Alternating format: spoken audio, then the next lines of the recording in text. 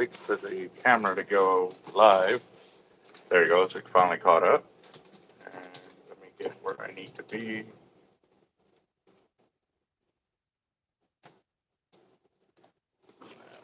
Waiting on him. It might be a little bit. There it is. So give him a second. It's coming on, but oh, there he is. I'm here, guys. I'm here. Let me get my keys and everything. I gotta kick in this truck real quick because got some stuff going on real quick. But let me get my keys. Ah, I'm going crazy. So All what? right, I'm going crazy. Yeah, I'm back. What's up, Steve?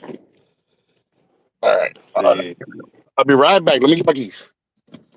All right, what's up, guys? I'm getting my computer up to speed over here. I think I need some coffee too. But I see Steve, Toby, John, CJ. How you doing, guys?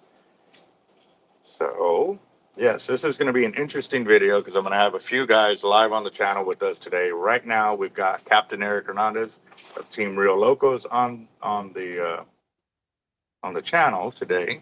And the reason why I wanted to do this one is because not a lot of people know about Capt.Eric Hernandez. He's been out there a long time, and I say not a lot, and I wouldn't say here locally, but let me rephrase that sentence. How about that? Let me give me a second, guys, because I was also talking to somebody else who's taking kinds of medication, like the fogginess kind of is there.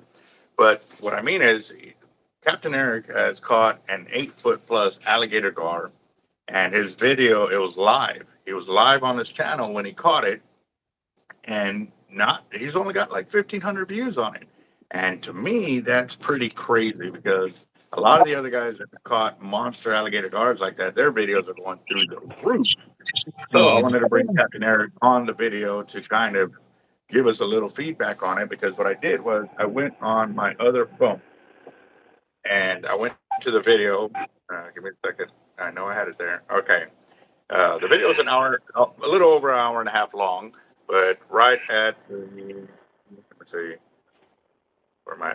The 103 mark is when they're actually trying to lift the alligator gar out of the water. And what I'm going to do too is, give me a second, I'm going to share the link on the channel real quick because I already copied it. Let me see. I'm doing well, John. Thank you for asking. Hello, everybody. Toby, everybody here. What's going on in the comments, guys? Miguel, how you doing, brother? Good to see you guys. Actually, all right. Well, while I'm setting this up, Capt.Eric, can you let us? I kind of gave him a little rundown of how you caught this monster alligator gar during one of your live videos. If you can give us some more insight, 'cause I haven't had a chance to really watch the whole video, but I went through and I found where the fight started, and it was landed, and then when y'all were trying to lift this bad boy up, it was, yeah. So if you want to kind of give them a rundown while I get it on the computer so I can kind of show them what was going on when you're doing that. So, Yeah, boy. Yeah, no, guys, that fish right there. If a lot of people don't know, while I was running my tournament, I had my special guest out, the gar hunters out of the valley, which is a great charter for redfish, alligator gar, so on and so forth. Man, Jr. the gar hunter with his wife Rosemary was out on my boat with Nathan from I Love to Hunt and Fish Anywhere out of the Fort Worth area, where my special guest judges for the tournament. So, what do you do while you're putting on a gar tournament? You go out and go gar fishing, right? Well, that night was epic.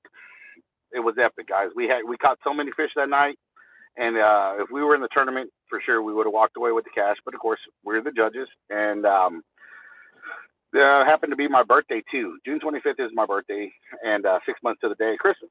So that day was a special gift because I was fishing with my buddy from the valley, Jr. and his wife Rosemary, and Nathan was on the boat, and I believe Christina was on the boat too.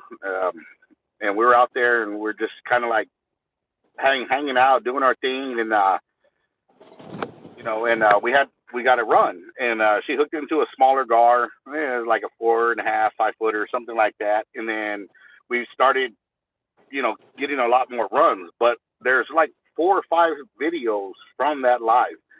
But here you go, right here, guys. This fish was beyond gigantic. I mean, y'all want to talk about a true dinosaur? You saw that one out of Dallas, and everybody's talking about, oh, it's an 8-footer. Okay, well, this is way over 8 foot. This is a state record, possible world record fish right here. You're talking 300 plus pounds. It was gigantic. We caught 2 possible world records last year during that tournament, like in that time in June, July, right there. We caught 2 potential world record alligator gar on Hook and Memories guide service, and at that time there was no guide going on. This was just a pure, fishing with other my special guests for my tournament that I put on for special needs to donate to Casper kids. So if you guys never seen that, it's South Texas Alligator Gar Championship Tournament page on Facebook. But that fish right there, guys, when I did land it, it did tear me up. I needed stitches in my calf muscle from the head popping up and hitting me in the calf and underneath my knee, on both my knees. So he ripped me up, but he didn't bite. Damn, yeah, that's one of the things a lot of people are afraid of, is that they think alligator gars are like sharks, which they're not. They're doing everything they can to pretty much get away from you. Where sharks will actually come after you. Yeah, her mouth was actually closed the entire time that she hit me. She just lifted her head up. She bounced her head up, and her teeth are so big and so thick and so long that they actually ripped through my calf muscle in about 3 or 4 different places. And one of the cuts was about I want to say 1.5 inches, 1.75 inches long, and it tore my calf muscle open. But it comes with the territory, guys. Have you ever been fishing? I worked as a deckhand. I've been bit by an Atlantic shark-nose shark on the heel. I've been bit by a bluefish on the hand. Right? Well, I don't know. Like right in this area here. Let me see your phone. I got bit by a fish. Fish that have teeth, they're gonna bite you, man. If you ain't careful. And being young, gun ho, and ready to get after it. Yeah, I've been bit a few times. Yeah, I have too. And like I said, it's never been by a bigger shark. It's actually been by the little ones that are so feisty, because once you bring them up there, whoa, that thing come out of the water. Yes, you see that? Look at the head, guys. Look at that freaking head. I mean, oh. I've already been hit. Like, see, I'm already looking at my calf right there because I got hit. Yeah, it did. It ripped me open pretty good. Dang it! Did you show it in the video? Because like I said, I hadn't had a chance to check it out myself. But like I said, for me, it's like, a video like this, especially while you're live, it's amazing to show the power of the fight and all of that. And yes, I skipped a lot through it, guys. So if y'all want to check it out on his channel, it's called 8-foot alligator gar potential world record, because fishermen refuse to kill it, which is exactly what we're about, guys. And that's, when we talk about like going fishing and fish for your doing kids. Exactly. Those fish for your kids. Your child, if your child was to hook that fish, man, that would be the memory of a lifetime for that child. So yes, that's what we do. And if you guys see right here, this is my boat. My boat is 7 foot 10 inches across, from the edge of my boat to the edge of my boat on both sides, from the left side to the right side of it. It's 7 foot 10 inches. This fish dwarfs my boat. It literally goes about 2 inches or 3 inches off the head in front of my boat, from the left there's side. your leg. Yeah. Hold on. Let's go. And right there, damn, it hit you twice on both. Yeah, it hit both my legs. Yeah. Hold on, let me go back. Let me see if I can pause it right there. But look, look, it comes up the wall right there. Yeah. Jesus. All right, guys. So I'm gonna kind of pick her up. Yeah. Huh? I remember my 7'6" and trying to lift that bad boy up. I can just imagine this one. I mean, look at the guy's foot. I mean, his foot right there doesn't even. I mean, it's not even the whole length of the thickness of that alligator gar in that area. Oh, Holy smokes, bro. JR couldn't even wrap his arms around it. It was that big. I mean, I wish I could share the picture right now, but I don't think I can. Send it to me via text, and I can show the channel of what it looks like and stuff. I'm gonna go and fast forward it a little bit to where y'all get it to the back of the boat, and when y'all attempt to lift it, oh, y'all are taping it. Hold on, let me let that roll.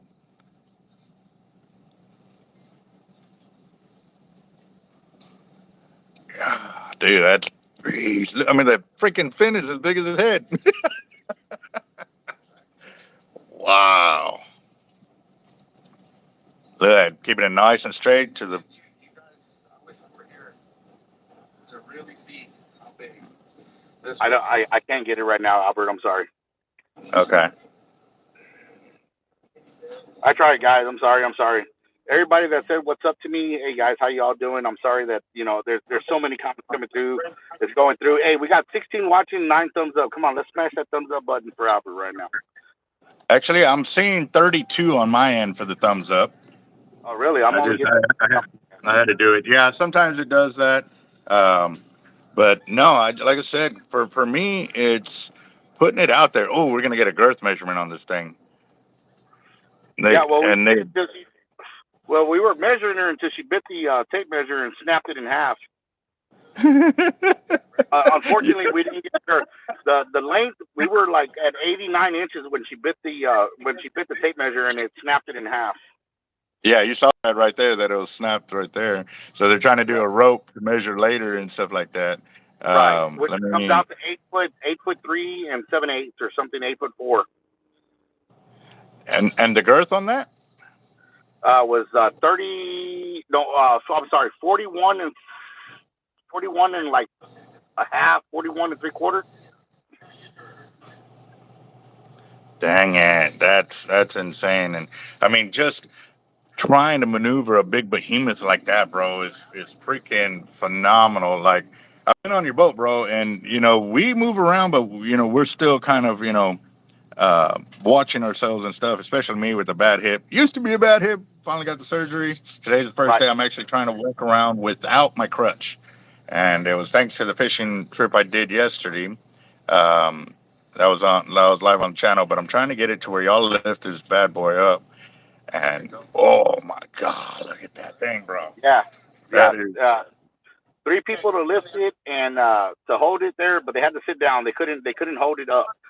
JR did take one picture holding that fish up by himself, and he hurt his back, and he also almost dang near got a hernia. What's up, Cap? Hey, how you doing, brother? How you doing? Ray Sandoval, Toby, what's up, man? How you doing, man? Good to see you guys. Thank you all for tuning into this. This fish right here, guys, we wanted to bring some recognition into these big fish that we do catch. I've seen a couple of videos that go viral out in Fort Worth area in the Trinity. Guys, we got monsters here in Corpus and in South Texas. We catch big fish, guys. Trying. Yeah, they're trying. See, they're trying. Right? All 3 of them are trying to lift it up, and it's like, oh, they got it. Yeah. All right. There you go. Jesus. Okay, so the fish is look sticking. At that tail. That's that tail, guys. Wow. I mean, that fish is a true dinosaur, guys. If you guys want to know what a big fish, a big alligator gar is, that's it right there. That fish right there is a lifetime. And that guide, that's his biggest fish ever. That's his PB. I put a guide putting a guide on his PB. Those are the trips that are memorable, guys. When you take a guide out and you put him on the biggest fish of his life, you did something right. Yes, sir. That is amazing, bro. And I'm looking through my text because I want to say you sent me that picture, but it was a while ago. And I'm with all the other things we've been working on together and stuff like that. I may not find it while we're live, but what I can do is once we get off of here. Actually, you know what? Let me do this. Let me copy the link now. Copy, and then I'm gonna go ahead and go to my channel. Copy, come on. And let's see, I'm on here. I'm gonna share the link now, bro. Just so people can check it out.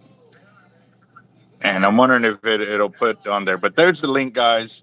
There it is right there. That's amazing, dude. That's an amazing catch, bro. And like I You said, guys for can, me, y'all can hear that excitement there, guys. That fish right there. These are guys that catch alligator gar on a regular.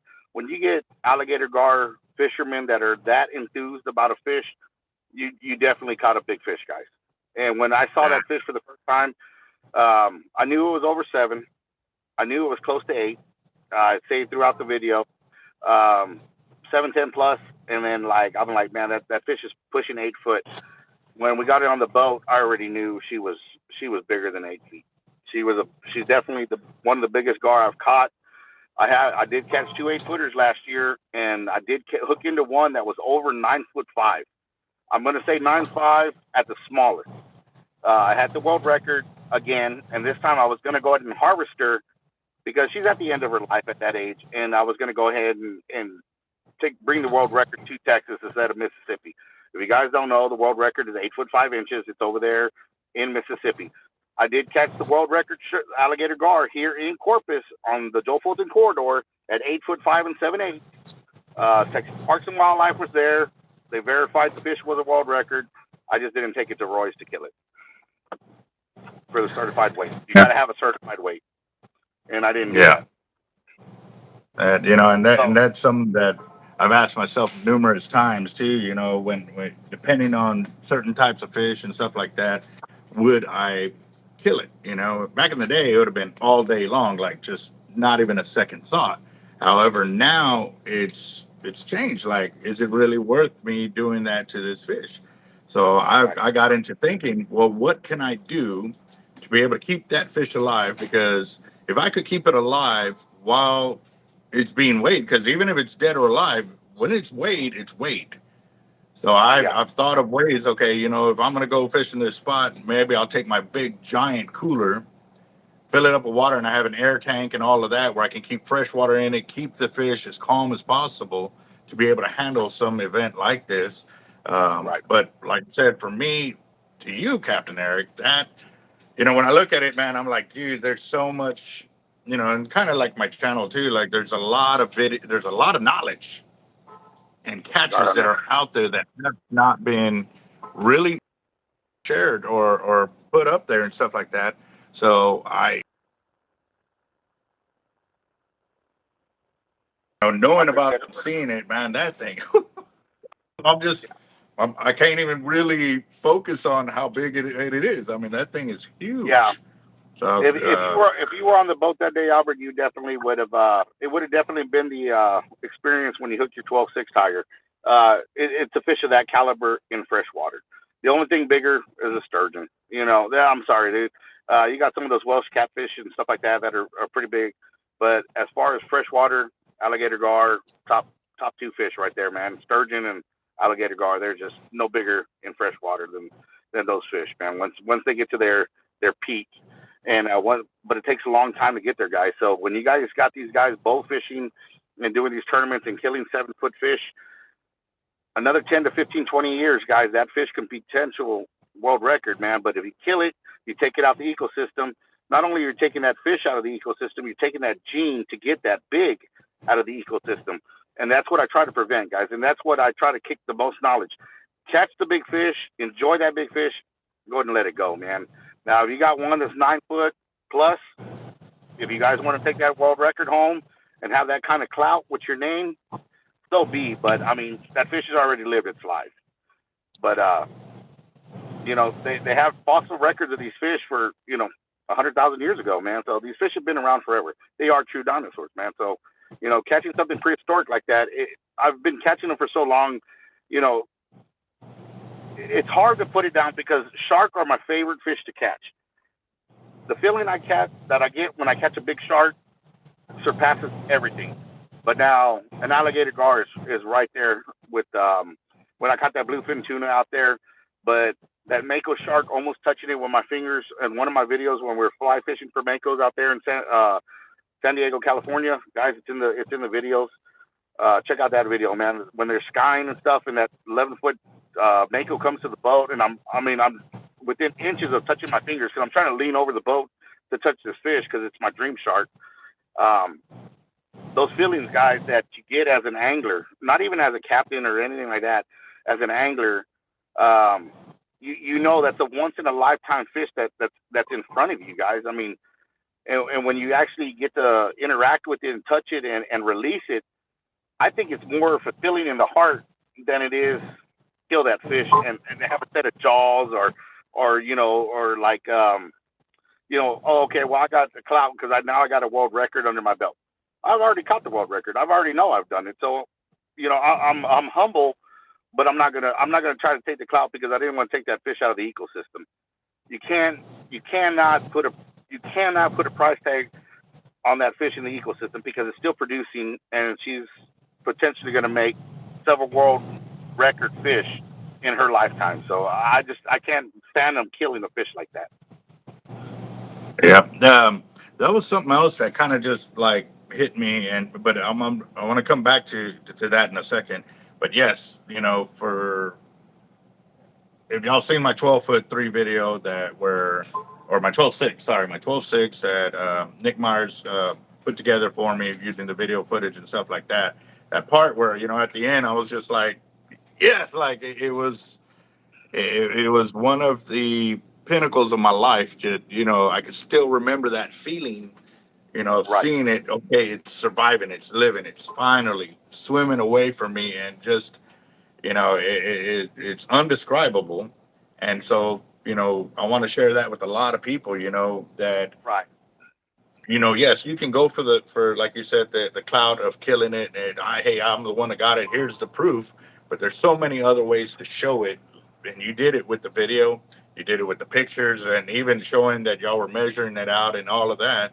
There's so much other ways to still get it and stuff like that. Right. And so I just wanted to give a big shout out to you for doing it in that way. And and there's a ton of people out there doing it. There's a crap load of people doing it, which is great for our future generations because my kids are finally going to be like I know for sure that they'll be able to catch a tiger shark. They'll be able to catch a big old hammer or mako or this and that because a lot of the preservations that are going into catch and release more with the alligator guards. Now they're finally got some kind of protection to help them out. Now, granted, we have still seen where they are getting still getting poached. I mean, they really are. Um, Amongst the other fish that's out there. So us as good fishing stewards, we got to keep mindful of that and aware of it to, hey man, don't sit there and be quiet. One, yes, it's not your job to go up there and tell them, hey, they have to release that, but it Right. is our responsibility to make that phone call to say, hey man, something's going on over here, y'all need to come and do y'all's job. You know what I mean? Right. And at the end of the day, really that's all we can do, because obviously if you get into somebody's face about a fish like that and stuff like that, there's chances are that there's going to be a lot of repercussions with them and you, which you're out there to enjoy yourself. At the end of the day, you're not supposed to be babysitting other fishermen and making sure they do their job and stuff like that. But like I've done many times, hey guys, just give me a heads up, the limit on that fish is this size to this size, and I wouldn't want to be the person caught with that fish when the game wardens come out here. Friendly advice, and that's pretty much all I can do at the end of the day. But and a lot of times it goes a long way. Some people go, oh man, I didn't know, and they're real quick to get it back in the water. And then others, you can tell, oh well, we'll see, kind of deal. And at the end of the day, that's all we can do. But when the game warden does show up, and then they get popped, that and they're sitting there nodding their head, they're like, dude, you were told, like, Yeah. you already went through it. No tackle in the boxes. No tackle in those boxes. Tackle in the boxes, everything. Beautiful, thanks, sir. We had some boxes over here and some bins with sleeves and stuff like that fell out into them, so he was going through that real quick. But yeah, no, guys, it's a whole new way of thinking, and yeah, if y'all are interested in any kind of fishing like that, you can get with Capt.Eric. He's got his own fishing charter there, and I've actually been getting a lot of requests for guides and stuff like that. So we're going to be grouping up with Hook and Memory Guide Service. If you want to give the info real quick, boss. Yeah. Well, like guys, if you guys are checking it out, man, if you guys want to go catch black drum, big ones, we're running a special right now, $100 a head, 2 head minimum to go out and do some land-based drum fishing. You guys want to catch a bunch of drum? Fine. We get on the boat, guys. We're looking at $500. All right, that's to start off with. Shark fishing, we started it out at 600, but we are now pushing it up because of the cost of fuel and inflation. Baits and stuff like that are not coming cheap, guys. I got to get out on the boat. I got to go get jacks. I got to get bonita. I got to get cownos. I got to go sit. I sit out there for hours and shoot stingrays with a bow. So we're upping the price here pretty soon. Albert and I, and of course, you know, I got like Bonsa comes out and helps. I mean, I got these guys that are ready to jump on board to come out to make sure you have that memory of a lifetime, and that's why we are called Hook and Memories Guide Service. 361-944-7913.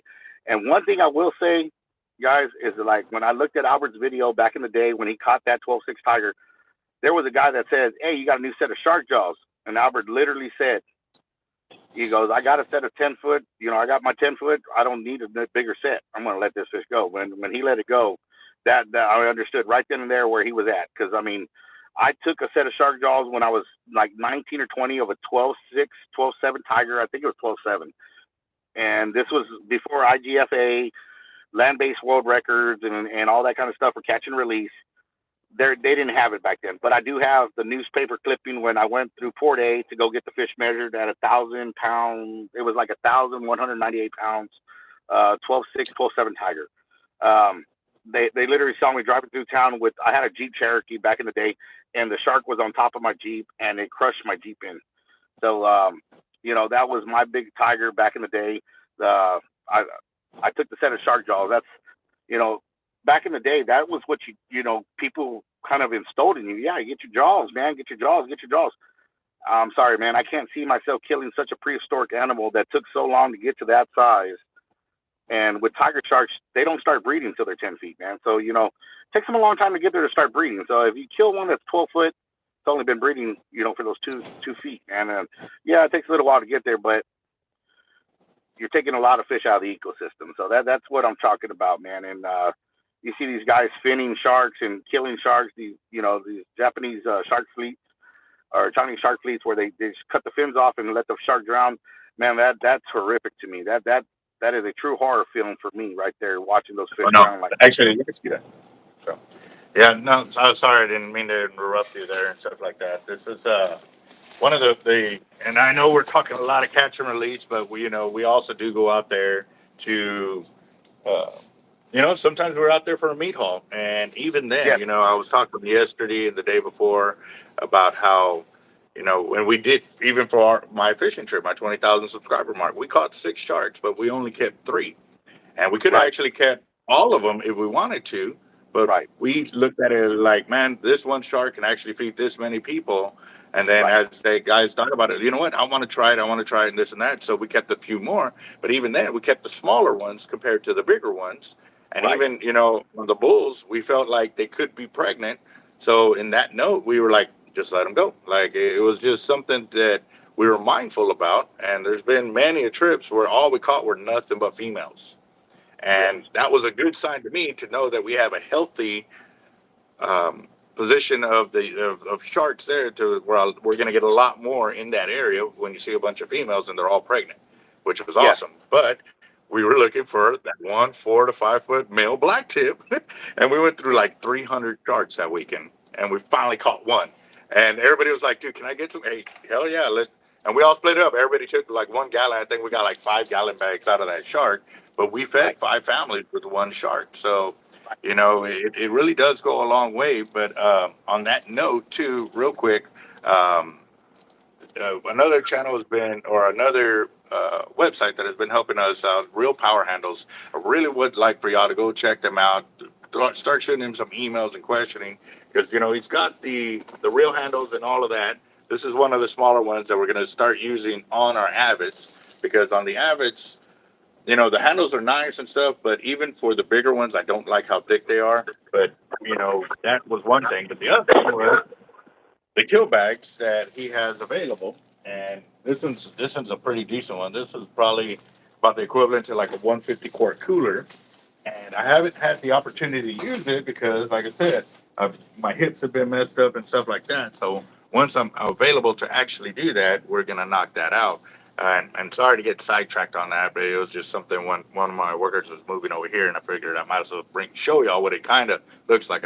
But to get back to it, guys, I just want to congratulate Capt.Eric on um, that catch and release. I mean, that was a major catch right there. And again, too, he could have had the choice to kill it, and he chose not to. And also the fishermen too. Big shout out to them again too. The gar hunters for making that choice to release it instead of keeping it and stuff like that. So again, guys, I haven't really been paying attention to the comments and everything and of who's on the channel, but looking over now, I see Toby Miguel, Four Live, Jacob Leatherwood, John Darnell, Carl Moon, Miguel. I mean, again, guys, this is Capt.Eric, and again, it's Hook a Memory Guide Service. I don't remember your phone number offhand, bro. If you want to share that again real quick.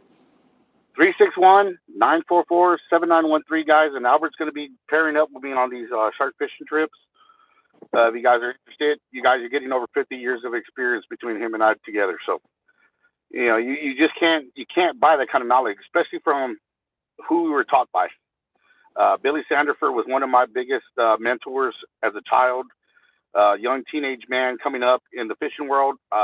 Billy, I've God rest his soul, and F cancer. That man taught me a lot, man, and he was so gifted when it came to catching sharks down the beach. So I was really blessed that he took the time to teach me how to catch fish, and I do stuff a little bit different. I don't jump spots to spots like Billy did a lot. I normally stay in one area, but I normally do really well because I read the surf, and because of that, man, he taught me how to read pools and rips and stuff like that. And when you're out there, guys, you catch fish, you can get lucky, but if you know what you're looking for, the fish will be in the area. Yes, sir. He knows what I'm talking about.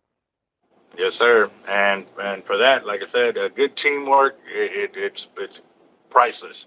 If you have that kind of knowledge, everybody working together to put it out there to put some good fish on the beach and on the sand, and also to get it back in the water, because that's one part is catching, the other part is releasing. To be able to do it and get it done right is pretty awesome too. So I don't know if y'all have eaten or not, but I'm getting hungry. I came in kind of late today, but yesterday I went out and I caught me one redfish. It was 27.5 inches. So I got my first keeper red of the season, and it was on the high end. So that was pretty cool. But also too, I did pick up some huge shrimp, some big old jumbos. I don't know. It's on the thumbnail for the video. So actually, I was going to do a little cook video with some noodles. I don't know if Capt.Eric still has time to be on, or he wants to check that out. But I do appreciate you being on the channel for us and sharing that. And again, I've shared the link on there. If y'all guys want to share it some more to make sure that it remains out there, because dude, it deserves a lot of recognition and more of it, because the fact that y'all released it, bro. That hands down, much love and respect for that. And we're not on the Trinity River, guys. We're in South Texas over here, all right? So that fish right there, everybody says if you're going to catch a monster gar, you got to go to the Trinity. No, you don't have to go to the Trinity. Trinity has great fishery. It's a great fishery for alligator gar. But guys, we got fish that are quality here, just as much as they do there. And I put them on the boat and on the bank. Man, I wish I could share so many of my alligator gar pictures that I have with clients and stuff like that. But unfortunately, some clients don't like being on YouTube. And when I do have these big fish on there, we take these pictures. Carlos, which was a Team Hard Life member, and Gary Lester, Jeff actually caught a bigger gar than Albert on a trip with me. And I mean, it's just making memories with Team Hard Life, and Albert being a part of always being a sponsor and helping me out during my tournaments and everything. God bless you, brother. I love you. I'm glad your hip is doing better. I see you standing there and moving around. So, you know what? Much praise to the man upstairs. Hey, guys, you know what? And if you guys are interested in going fishing with us, man, let us know. And maybe we could just get Albert to start coming around on every trip with us. If he can. If you got time. Yeah, most definitely, guys. We're putting it in there. It's going to be a fantastic 2013, bro. I wish you the best on your channel and much growth. He's almost to his 4,000 viewed hours, guys. So we need to make sure to keep subscribing to his channel, keep his videos going, and stuff like that. Because as you can tell, he's putting in a lot more work on it as well. So Yeah. that was one of the big things right there, is making sure to get it. And but I'm gonna go outside real quick, and actually I'm gonna get one of my guys to give me a hand real quick. Come with me real quick It's funny get some of because these shrimp. it's funny because some of these Facebook videos that I used to have catching 4 and 5 foot alligator gar would get 100,000, 200,000 views. You know, and Albert kept telling me, go to YouTube, man, go to YouTube. And I was like, man, I'm just trying to Well, actually, kind of like. let me do it. That way I can get my hands dirty. All right, real quick, I'm gonna have my guy hold the camera like this, 'cause it's live. Okay. I'm gonna Oh, these are pull the up. shrimp. Yeah, I'm gonna make some mouth water real quick, guys. Oh, that's a beautiful red right there. Okay, guys. Oh, by the way, I got an edited video that I'll be putting out here in the next few hours of my trip on New Year's Eve, New Year's Day. That trip that I did where we didn't catch but a couple of fish during the live. We ended up catching 3 more fish afterwards. So I do have a red and a couple more black drum that were caught that I got to edit those and put them out. So that video will come. Man, those are some nice shrimp right there. Yeah. So y'all gonna see what I'm gonna do real quick. A little simple deal that I've done before, but make sure they stay nice and cold in the cooler. Yeah. Hey guys, share this video, man. This video is worth a share on Facebook, Instagram, all that stuff, guys. Share this video. Make that video go viral, guys. That 8 foot alligator gar, you know, she deserves some recognition. She was a beautiful, beautiful dinosaur, man. So if you guys can help me out there, and like I said, I already got the new song ready to go. My time. As soon as I get monetized, I'll put that new song out, guys, and then we're gonna start rocking and rolling and putting out some more lyrics. We got some more songs coming out, guys. So if you guys like the music, you bump it, you hear the song in the beginning intro of Albert. You know, guys, those are the kind of songs we're putting out, man. It's all about fishing. It's in our heart, it's in our soul, and it's in our DNA, man. So you guys, you anglers know, man. Share that video for me, please, man. That's all I can ask of you. Just start sharing it throughout the whole fishing community, because that fish deserves to go viral. Just like the Yes, one sir. Yeah, no doubt, no doubt. And so, what I'm going to do, guys, is I'm going to mix that shrimp with one of these noodle systems. Oh, can't wait. Well, Albert, I'm going to go ahead and jump off, brother. But you know what? God bless. Enjoy your meal. You guys, thank you again. If you are interested in doing a drum trip, a redfish trip, get on the boat with me or whatever you guys want to do. I'm always available. Just hit me up, 361-944-7913. Hook Your Memories Guide Service is what you're going to get, and you're going to make those memories with your family, all right? So to the next time, to the next fish, guys. Capt.Eric, Team Real Local, Hook Your Memories Guide Service, South Texas Alligator Gar Championship Tournament. Remember, guys, we donated over $10,000 to Cast for Kids in 4 years in Curtis's name. So with that being said, guys, God bless. Thank you. Albert, again, thank you for always sponsoring, for being there for me, brother. I love you. And enjoy your meal, man. You too, brother. Much love and respect. Have a great day, brother. You too, man. Take care. All right, later. Later. All right, guys. So that was Capt.Eric, and I actually I'm waiting on another YouTuber come to give me the go ahead that he's available. He's in the meeting right now, but he'll be available here shortly. But what I'm going to do is I'm going to set this up, and I don't know if y'all have ever done this, but make sure that's the only packet in there. Yep. But I've done this a lot too, because I had to learn how to cook in a microwave while I was in the Marine Corps. Well, obviously they didn't have this kind of stuff back then. They only had the regular ramen noodles. So when this stuff came out, I was like, hey man, that looks pretty good. But what I now know is they're really great. And they should be sponsoring our channel, because we eat a lot of their stuff here. But let me grab a water real quick so we can fill this up. Do we have any more waters? Or are we out of water? Yes. Oh, wow. Okay. Well, then we're gonna have to send somebody to the store to go get some water because I definitely need some. But all right, guys. So what I'm gonna do is I'm gonna put water in here, and then I'm also gonna peel my shrimp and do that. So give me a second, and let me knock this out real quick. Give me a second.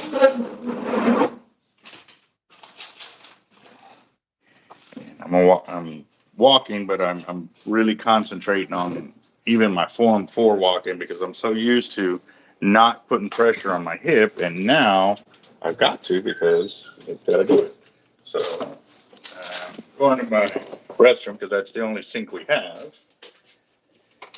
But let me get my water here, get this one going. Put that in the microwave. Right amount. Yep. And also too, I don't put over the amount of water, I put under because we have the shrimp that's going to give out a lot of moisture as well.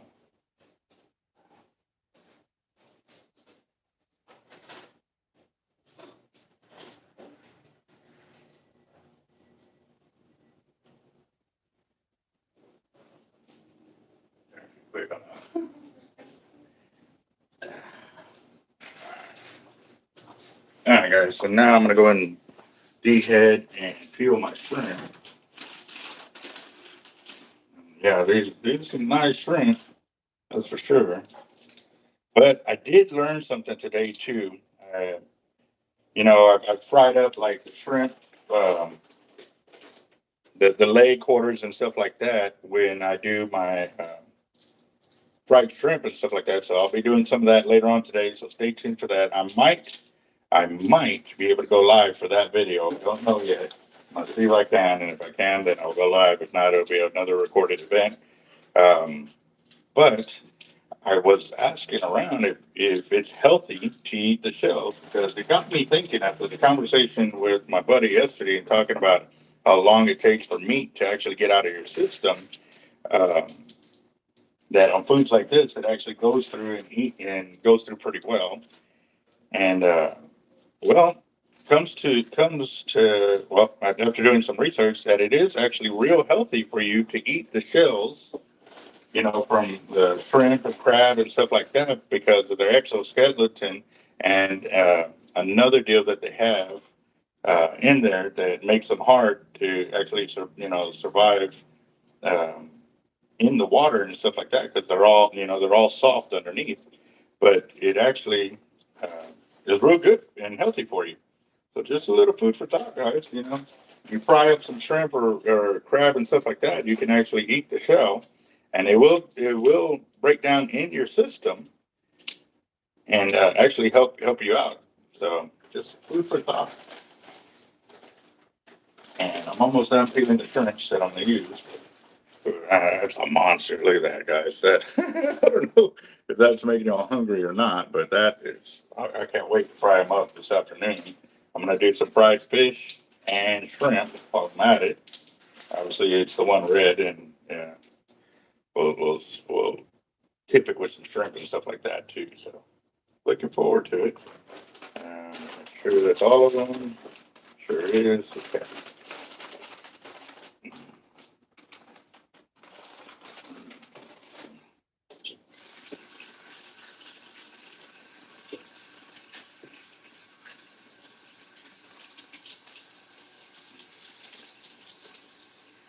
Now, boiling them, they don't really get crispy the way I like it to be able to eat it like that, but fried up, it works very, very nicely. So, and do me a favor, can you go get my green phone from my counter over there, please, so I can see everybody's comments? All right, so my noodles are almost done, and once they are done, I'll be good to go. I can mix my stuff together. Let's see. There we go. There we go. And also, too, I'm going to check on my phone to see if that other YouTuber is available. There you go. Thank you. Okay.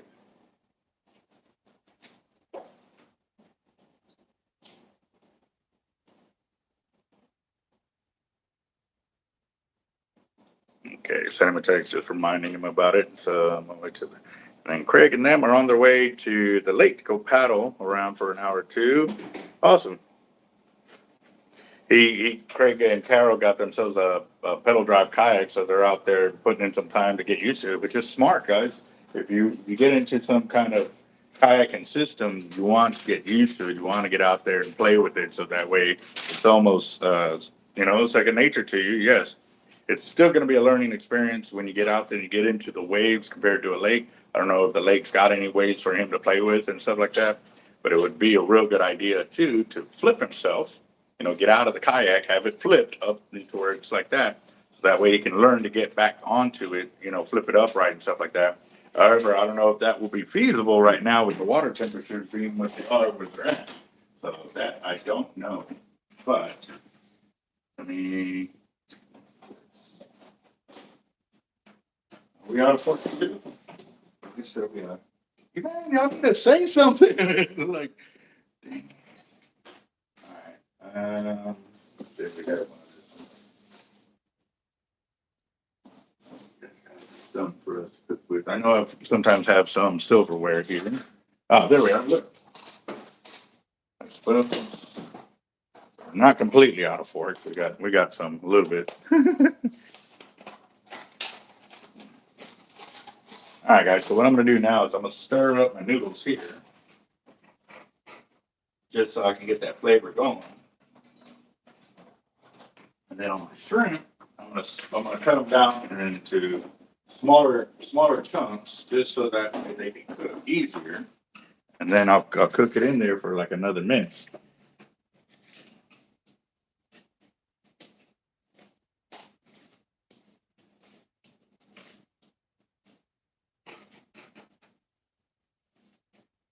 Hold on a second, guys. I'm cutting up the shrimp real quick, and I'll show you what it looks like as soon as I get done.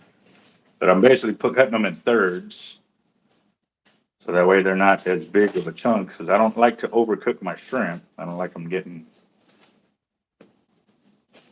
overcooked.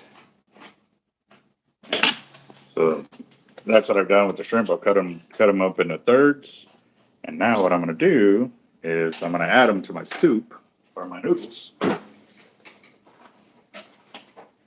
they're going to sit right on top.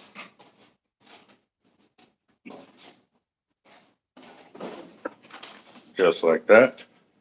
I'm going to put it back in. I'm going to leave my fork on there so I can kind of keep pressure on the lid so it'll stay closed. Do it for a minute. I'll check them, and then I'll do it all for a little bit. So.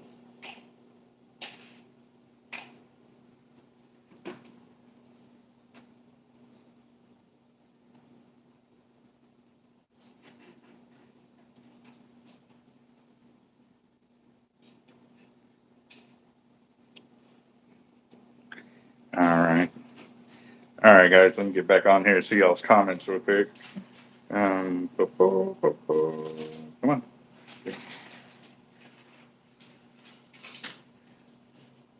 All right, we're on 13 people watching now and stuff. What's up, Edgar? John Holiday, what's up, guys? How y'all doing? So those of y'all that are just chiming into the channel, we had Capt.Eric on here, and we were talking about his 8-foot alligator gar that he had caught, 8 foot plus, that he was on a guide that he helped the other guide get it. They were on his charter, basically, so he was sharing that on there. And, it just, for me, it was wanting to get the word out there that, more of that he has already caught a monster like that. And a lot of people didn't know about it. Yeah. So 1 minute wasn't enough. We're going to do another. But I slow cook it like that just so I can make sure to move my shrimp around so that way not, because some toward the back actually got pretty well cooked and not the ones up front. So I'm moving them around so it lets me know what's getting cooked more and what's not. So.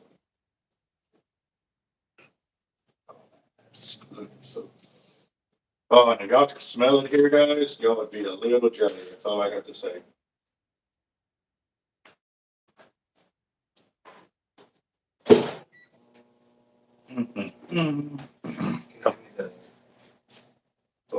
Yeah, those ones. Just remember to go back through them and double check them too, please.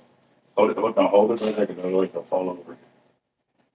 All right, guys, and as you can see behind me, my guys are doing the hook section for our cast outs. Yeah, that's a lot of hook sections right there, guys. Each one of them probably holds 20 to 25 hooks, and the cable sections for the cast outs that are going there. So, yep. Yes, sir. And actually, I shared the link a little while ago, but it's not letting me see it now. So if y'all can share that, it would be awesome. Like I said, it's a 8-foot alligator gar, potential world record. Fishermen refuse to kill, so it's a catch and release, which is awesome. And to be caught live doing it, a lot of these other channels have not posted up a live catch like that, which is pretty different. You know what I mean? Oh man, look at that. Oh, let's see, where's the camera at? I'm trying to figure out where the camera's at. There you go. Look at the color on them. Yes, sir. Oh yeah, I think that's ready. So I'm gonna go ahead and head to the front. Do me a favor, boss. Can you bring this for me? I got my phone in.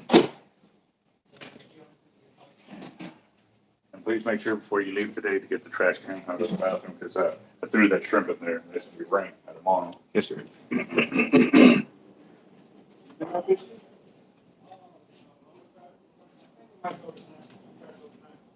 went last night. 127.5-inch redfish. By JFK? Yes. Yeah, I was live when I was out there. The bite was kind of slow last night compared to the night before and the night before and the night before that. But also, too, the wind had a lot to do with it. It started dying. When I got there, the wind was doing pretty good, so we thought it was going to be a real good night. But the wind ended up slowly dying out toward the end and stuff like that. But a buddy of mine that was fishing with me ended up moving to another spot. Caught 4 flounder, he caught trout, drum, and a couple reds. So they're out. You just got to find where they're at and stuff like that. When he was out there, everybody was very, my neighbors. I went day before yesterday. I was saying, remember now? Yeah. Yeah, we're always a day late and $1 short, huh? I mean, for me, I was happy I just got the redfish. I mean, that's kind of what I wanted was redfish anyways. But it was pretty cool. It was good to go for me. Got to spend some good time with a buddy of mine. Like I said, he survived cancer. He's still battling it, but he's in a lot better position now because of the food he eats and stuff like that. He's keeping his body healthy and stuff. So it raised a lot of questions of knowledge because we eat a lot of seafood here. But the biggest one was fried up shrimp shells. Like, when you eat it, the whole shell and all and stuff, it's actually healthy for you. And I was like, wow, I didn't know that. I thought it was just good food. So. Leaders, the one with the made up beard.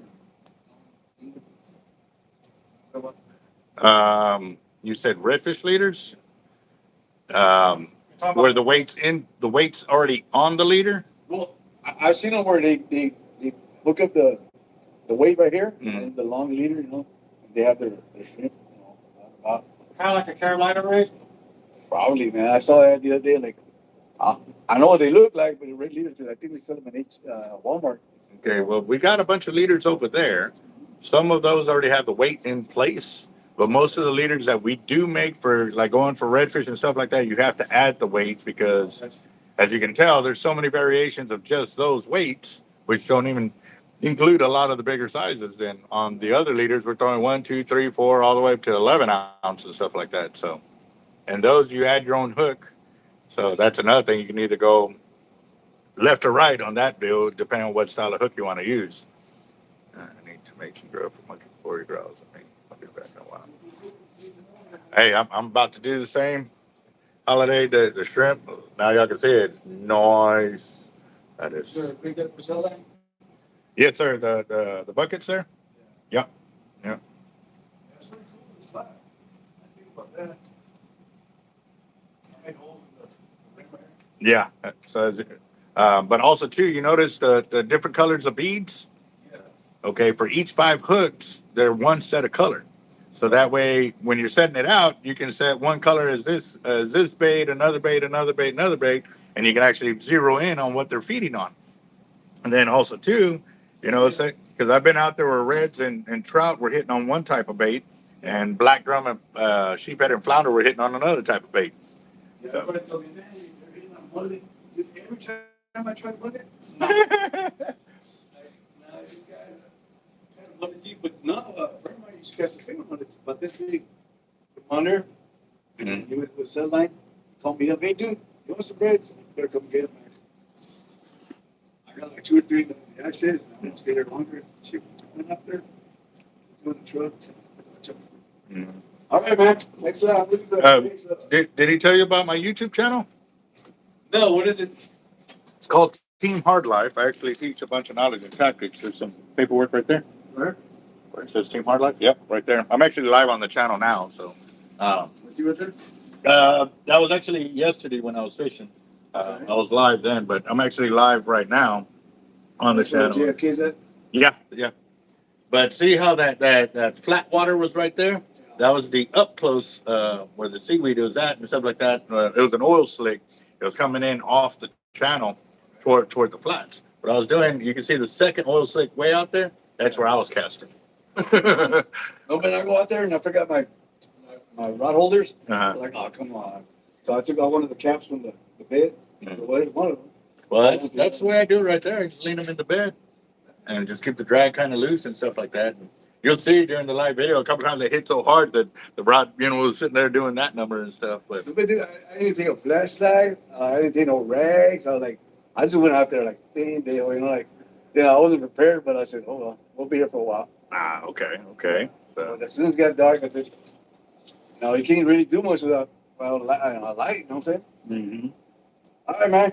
Nice seeing you guys. Yes, sir. You have a good one. So this place is where this corner? Yeah, around the corner, it's like the third garage. Thanks, man. Oh man, that's some phenomenal eating right there, guys. Ooh.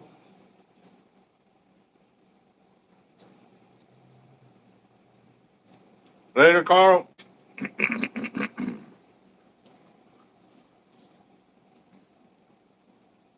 All right, let me see my other phone, see if he's about ready. See. Nope, not yet. But yeah, I was gonna. It was a real kind of late notification, but I text Ty Sutherland, but he's in a meeting right now and stuff like that. So he said as soon as he gets done with that, he'll let me know. So we'll see if we can get him on the channel. But yeah, no, definitely looking forward to this deal to where on Thursdays we either, sharing stories of personal experiences and stuff like that, and or, getting with our guys, our subscribers and or other YouTubers. I sent a shout out to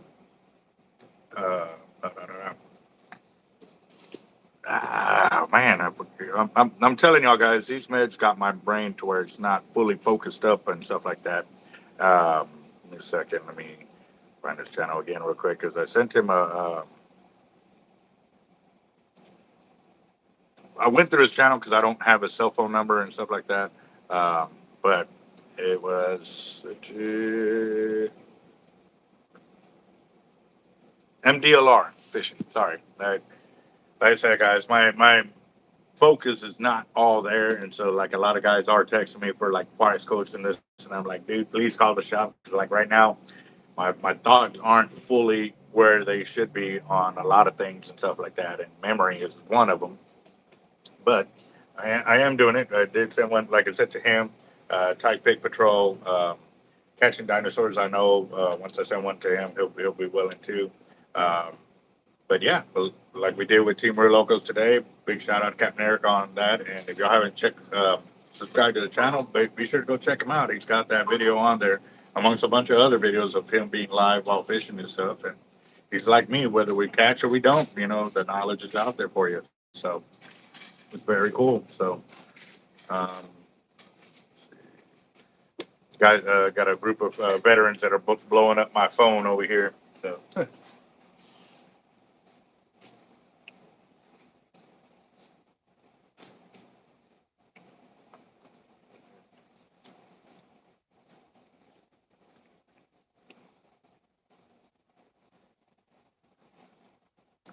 yeah, guys, that video, what we're hearing is that if other people actually share the video link to other places about it and stuff like that, and it goes viral that way, that he actually still gets, the points he needs or whatever to get monetized and stuff. So definitely look and sharing that to all social media groups and stuff like that. So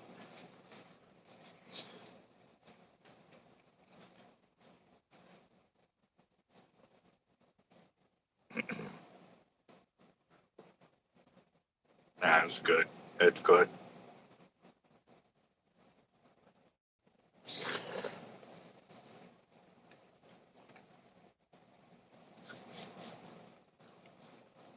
That we do, guys. That's one of the things that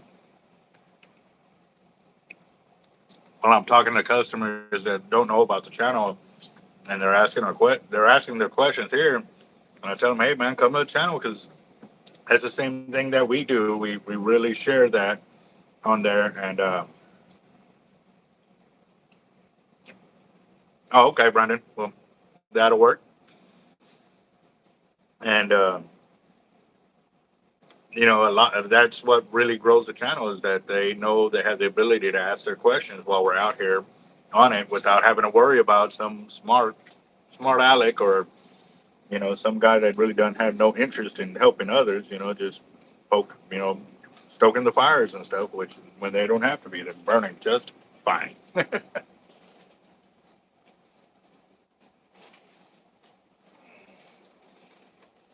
Oh, Chile cook off.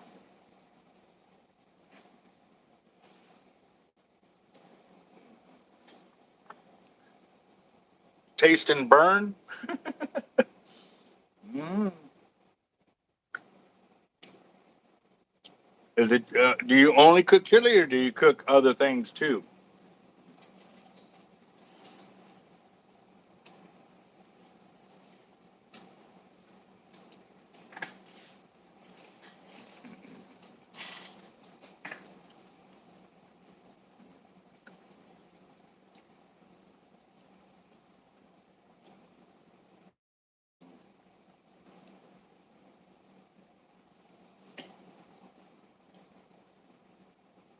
Mm. But I mean, do you enter other kind of tournaments as well, like um, barbecue cook-offs where you cook brisket and chicken and other things like that?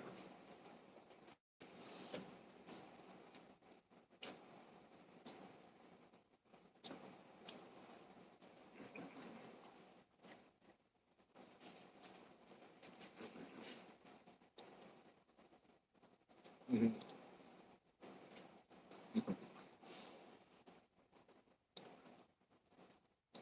Oh, okay, okay. Hmm.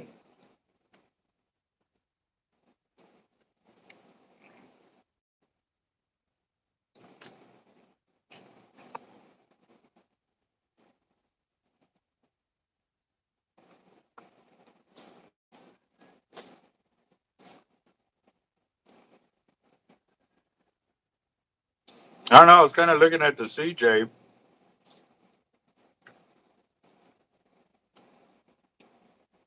Uh, it almost looks like a smoker. How you have the C and then the J.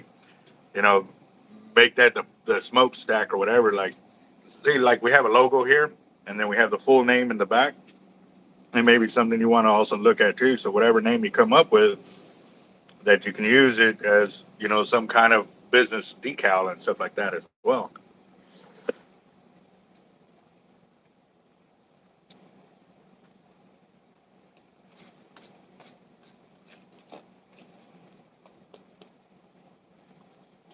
Hmm. Let's see.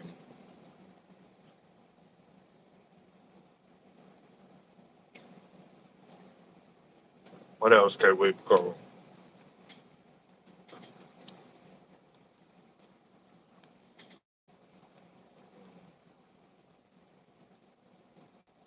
That's a nice one.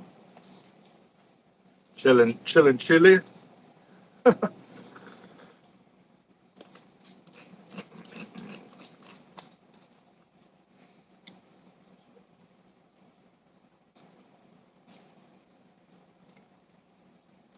Well, are you planning to do other kind of events, or are you gonna stick to just like chili cook-offs?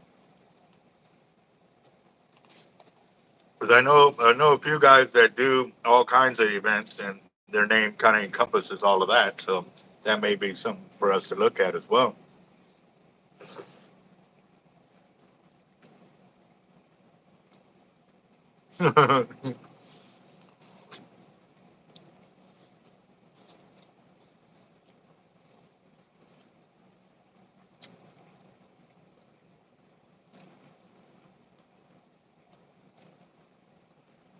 Mm.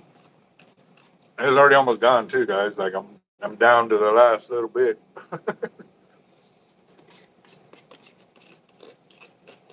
Those shrimp were easily, probably 6 to 8 or 8 to 10 per pound. So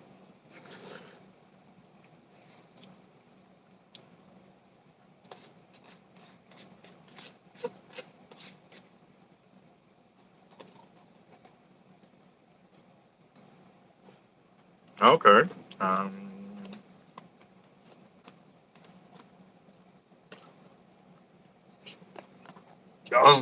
that was good.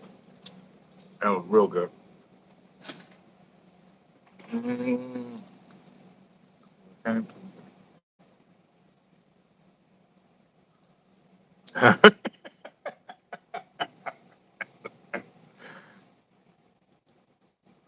Oh, but that's a good one. Cookalicious. Mm,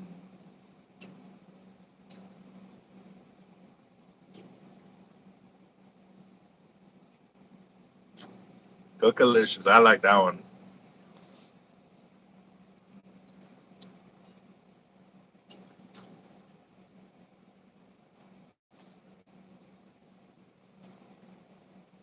We already have that one in the Texas USA, or it's got a shark and a Texas flag or something like that. I did the flags yesterday.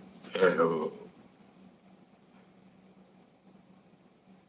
There you go. Team Real Locals is going to do a $10 raffle for a fishing trip. Nice, cool deal.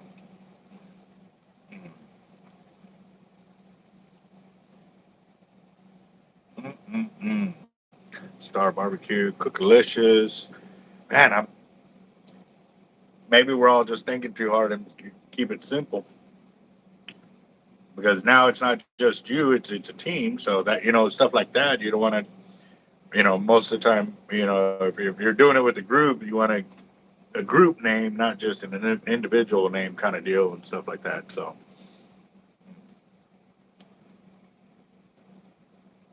okay, okay, yeah. Let's see,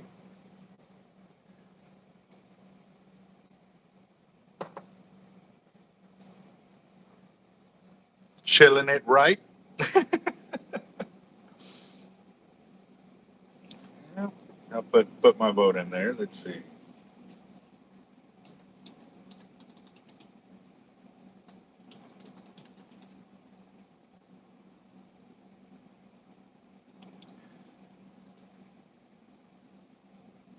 Let's see.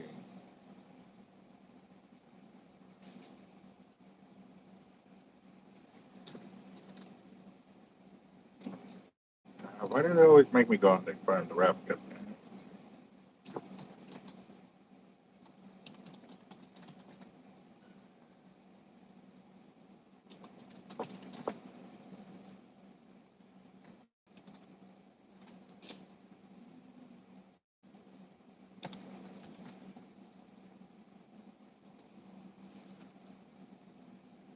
Did you see the Benchmade that I did a bit ago? No, I didn't. Well, I don't know which Benchmade you're talking about. I know I did look at your channel and I commented on one of the Benchmades that you were talking about or doing. Um, I know I haven't. Like I said, all we need to do is get the get the gear that you want us to use, and we can get it over to them and stuff like that. So those two started. Cool deal. Yep. How long are you gonna let that raffle go for, Capt.Eric?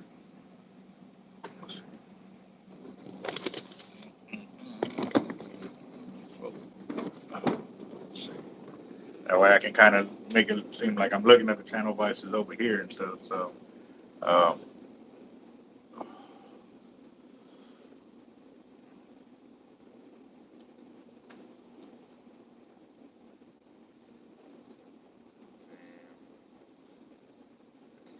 okay. Cool deal. Cool deal. Well, are you gonna be live when you do it, or are you just gonna uh, uh, sell the 50 like on and off camera and do the drawing live kind of deal?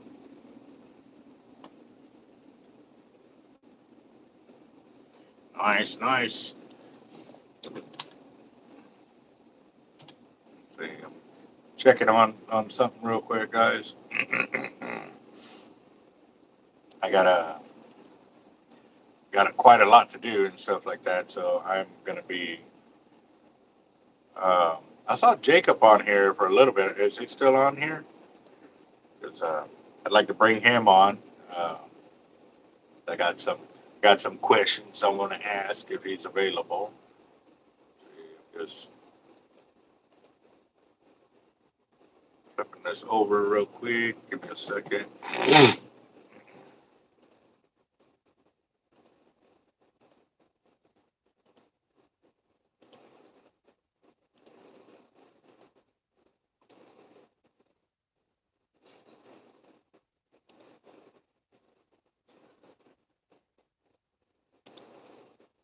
Let's see.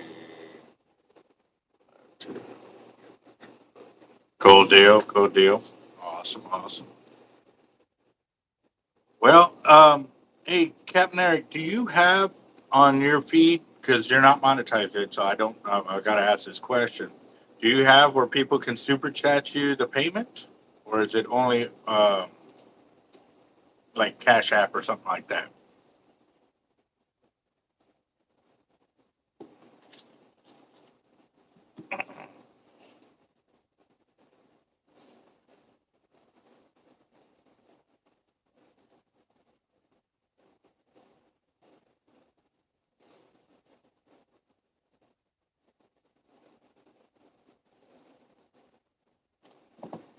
Let's see.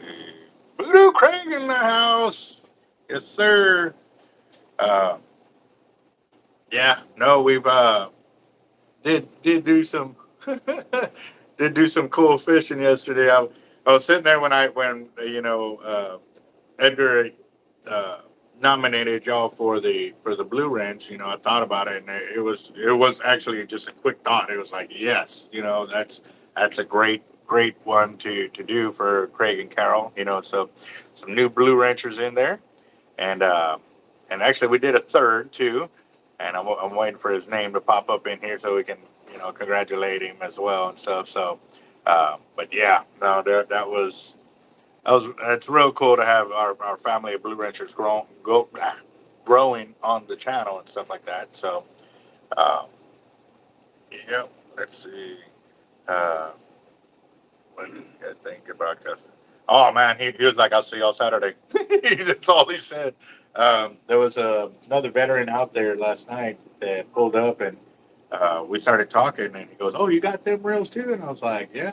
And so he's like, "Yeah, I bought one. He got an LX single speed non MC, pulled with 65 pound solid braid on there."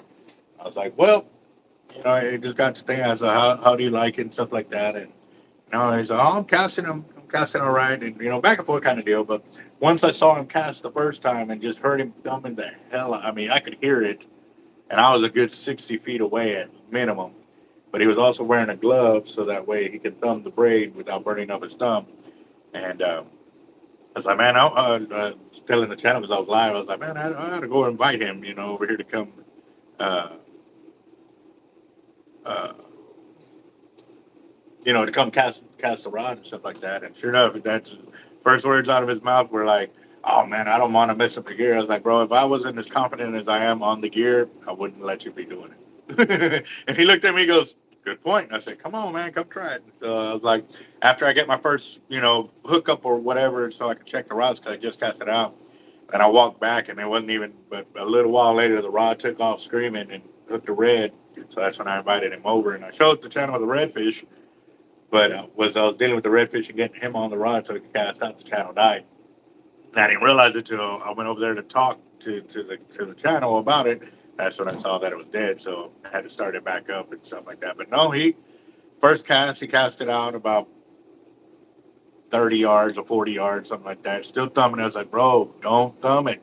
Let it do its thing, And so the next one, he casted it, and he well, it's up to the caster. He just kind of looked at me. It's like, that just happened kind of deal. I was like, yes. So, yep. There's so much difference. Yeah. Oh, yeah. Oh, yeah. Yep. So, yeah. No, I wouldn't say I melted my whole thumb, but on a backlash, when I tried to stop the backlash after I knew it already backlashed, I wanted to stop the inner spool. Man, this whole thing was just white all the way across. But that was on monofilament, not on braid. Now it just backlashes. I let it backlash, undo its thing, So, well, while we're waiting on Ty, I'm going to go ahead and bring in Jacob, because I want to ask him a question real quick. Oh, yeah, yes.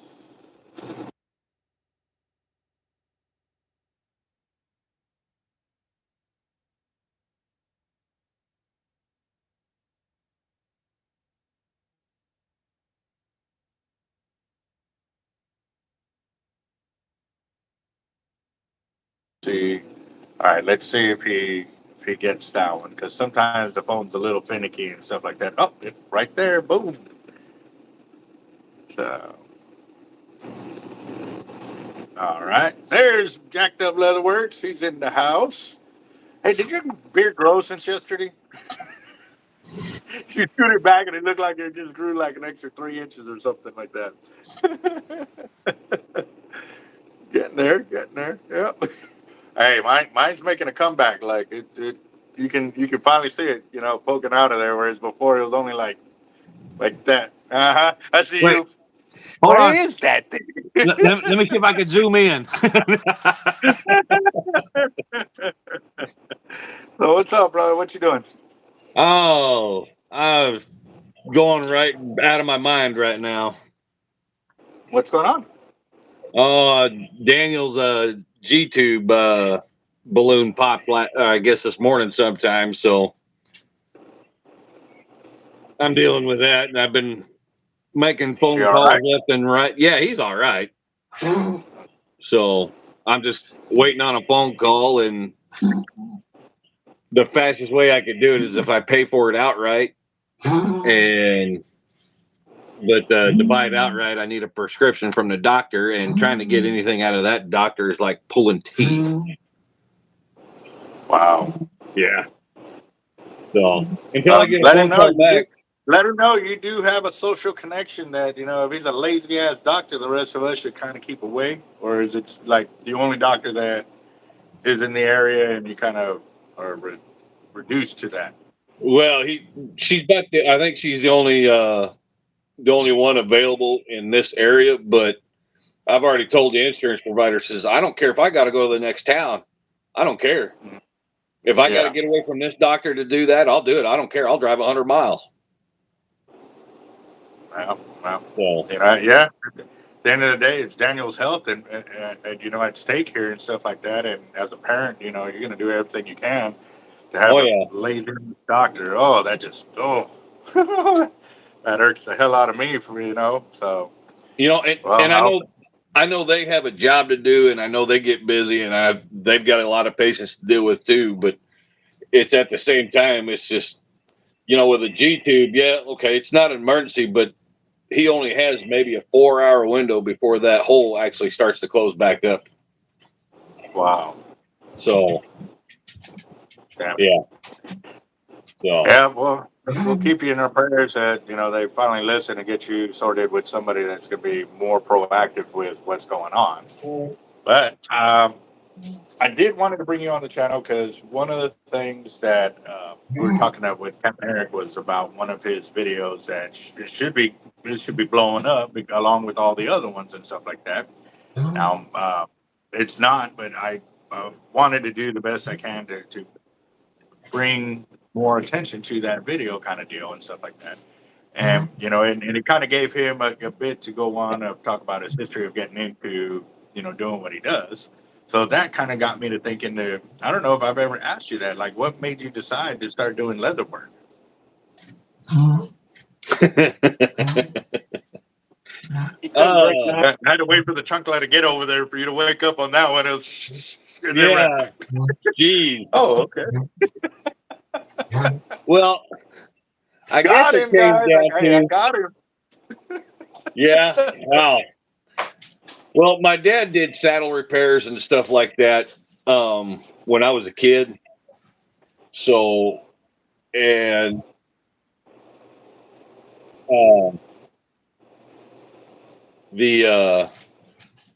when he was doing saddle repairs, I was the only one that would actually that took interest in it. So, as far as that, I could do saddle repairs. Caitlin, can you call your mom real quick for me? Thank you. So I did that for as long as I could until, you know, he passed away in 92. And after he was gone, I didn't take any interest in it. It was kind of one of those memories that I couldn't get past type deal. And so fast forward to 2017,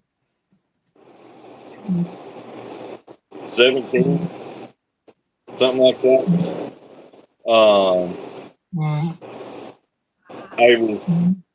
I was welding, and then somebody turned me on to this one company. It's called oh geez, they did custom welding hoods, and I seen the price of them, and I was like, man, I want one of those, but I don't want to pay $250 because at the time I wasn't making real good money. I mean, I was making enough to survive, but not enough to, you know. Yeah, thanks, Toby. But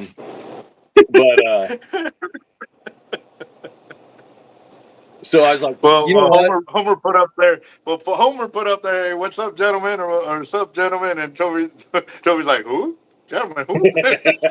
And let me know when you find one because they're not around here. Bro. Yeah. So, it was Outlaw Leather. That's who it was. So I was like, well, you know, I did a little bit of saddle work when I was a kid. I was like, I can make one. You know, no big deal. Well, that's what started me back down the rabbit hole. Is I didn't want to pay that much for a custom welding hood, and then it just spiraled from there. I made a couple for the guys at the shop. And I remember when you started doing all of that. You came by through, and the look on your face of accomplishment was just, you know, it was awesome to see it on you, bro. Because you know, during that time period of you saying you were there, but you weren't there, you know, and trying to take care of your family. I can remember all of that. And then the look on your face of, man, I accomplished it. I did this, but I didn't know the whole other history behind of what you actually went through. And, you know, to me, seeing that and now knowing that background history, it really does put it into perspective for me as to why you look that happy and like more just pumped. I guess you kind of crossed that door and kind of come to terms with what had been, but what is now, and you realize, hey, man, this is something I'm pretty good at. Yeah. So, and you know, and actually, I sold my first one. It was just a plain Jane. There was no artwork on it. It was just a piece of leather on the hood, And I think I sold that thing for, I think it was like only $100. The hood itself cost me $50 to pick up. So, you know, really I only made, you know, maybe $5-10 on that damn thing, you know. So, and of course now, you know, I look at it now and it's from what the tools that I had when I first started back up in 2017 compared to what I have now, is unbelievable, really.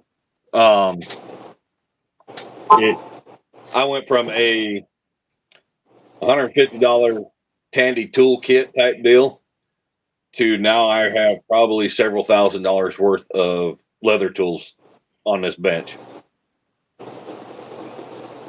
Dang it. So, yeah. Okay. Sorry, boss. I just got the confirmation text that he'll be ready in 20 minutes. I invited Ty Sutherland from 30 miles an hour to come to talk on our channel because, you know, actually because of him, there was a lot of reasons why I started doing the videos and getting into it a little bit more back then. But obviously, you know, with him, it was just doing the videos. He never showed me how to edit and all of that as, you know, big truck, big RVs. You know, huge shout out to him because without him taking the time out of his crazy schedule to show me how to edit, and he also helped me out with, you know, some startup packages of things he already went through as a YouTuber. And his one thing was, man, he's all, I don't mind teaching you, I just need to know that you're going to commit to it. And you know, and then I would show him and stuff like that. And then, you know, every time I showed him what he probably perceived as like me complaining, and he goes, well, you know, I was like, no, like truly understand me, I'm just letting you know where I'm at on it, but I know it's going to take work and I'm going to be committed to making it happen. And so, you know, for that, you know, we are where we are today. And so, like with you, you know, I see that you're putting the amount of effort you are into your channel. And guys, if y'all don't know and y'all are new to the channel, Jacked Up Leather Works, this is the owner, Jacob, that has been with me. And you can tell me and him go way back, from way before we got anything of all of this started. You know, we've helped each other, been there, and have seen each other grow. Whether we've hit our highs, we've hit our lows. You know, dude, we've always been one to, hey, come on, dude, like, let's get back up, get back on the feet, and you know, and we've been there. So if y'all haven't checked out his channel or subscribed to Jacked Up Leather Works, I highly recommend y'all to do so.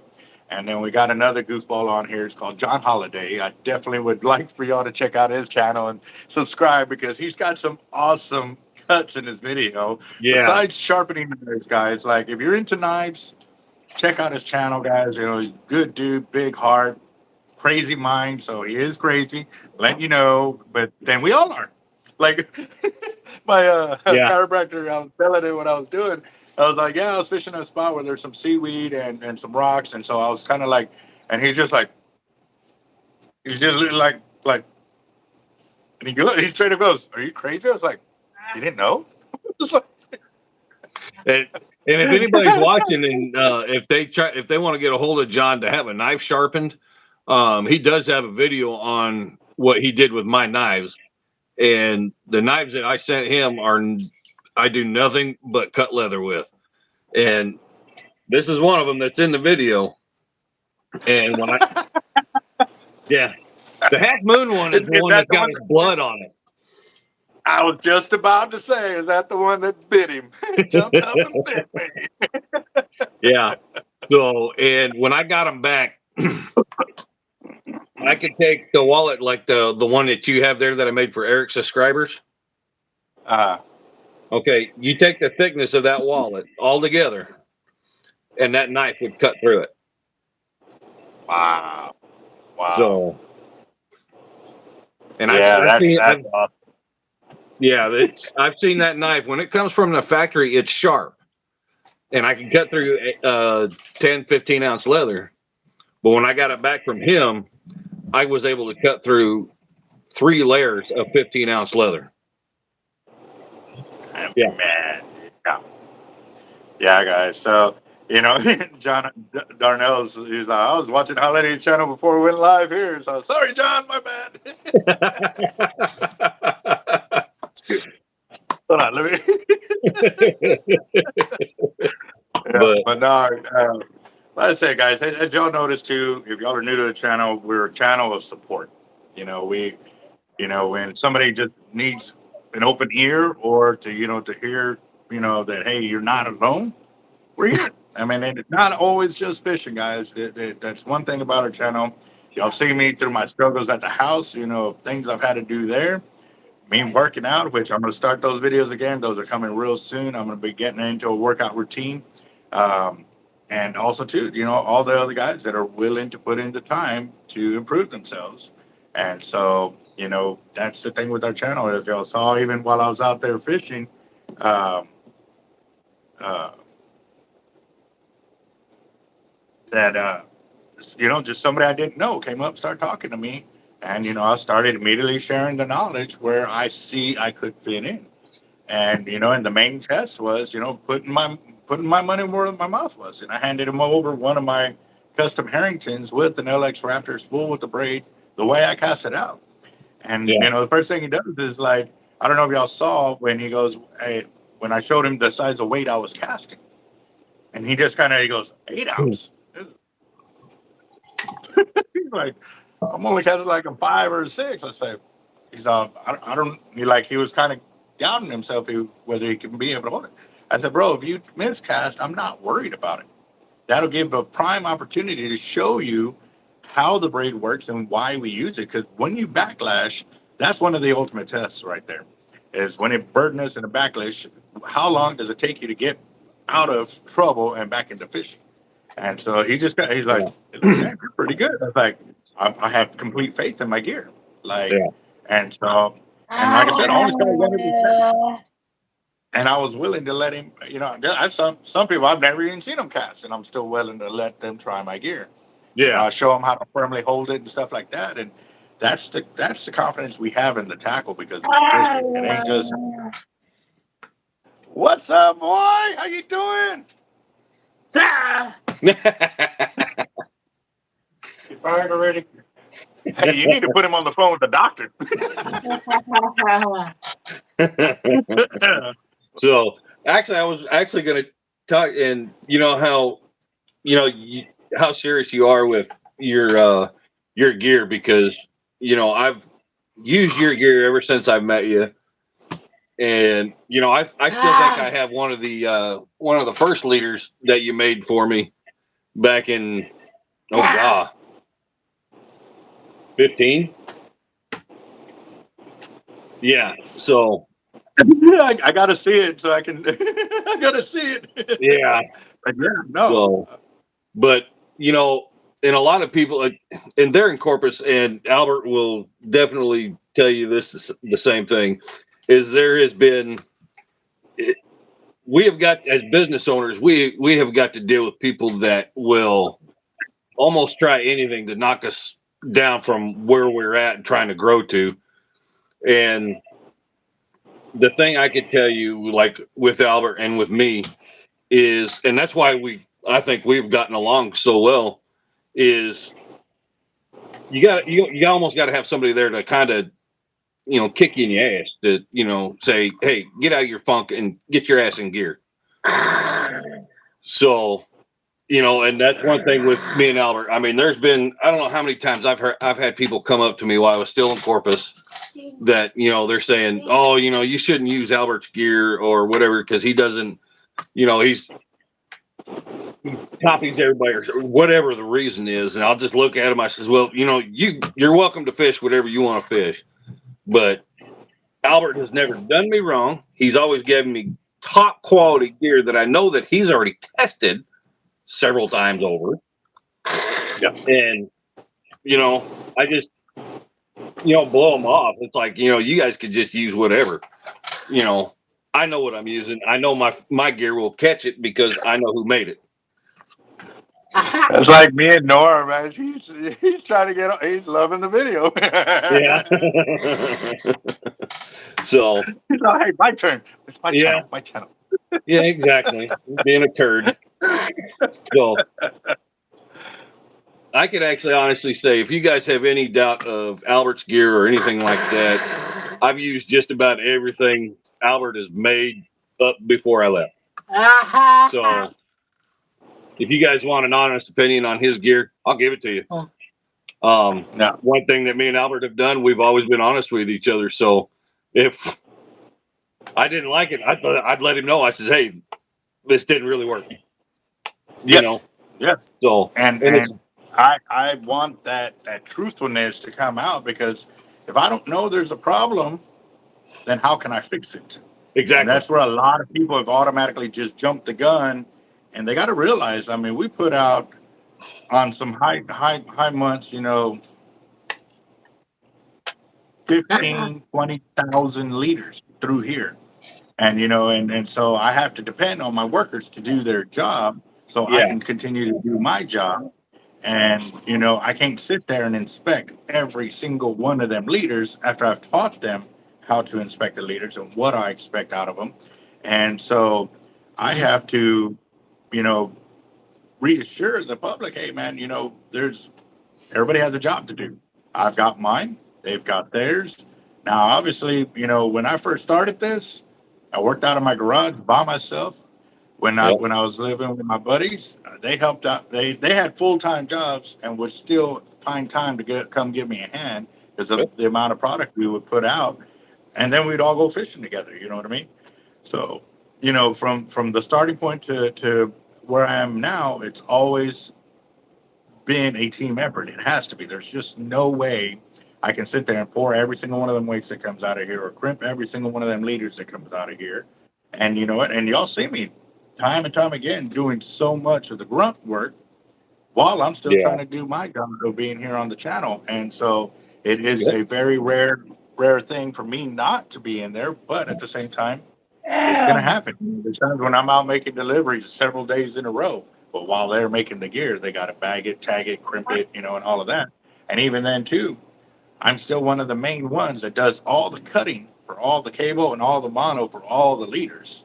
Yeah. So at the end of the day, when I scan around the shop, you can see how all of it is pretty much uniform all the way across and stuff like that, is because that's one of the hands-on things that I can do here on a regular, you know what I mean? And even then, I don't just cut for 1 month. I try to cut enough gear that'll last them 6 months. So they're at it for a while with the gear that I've already prepped out for.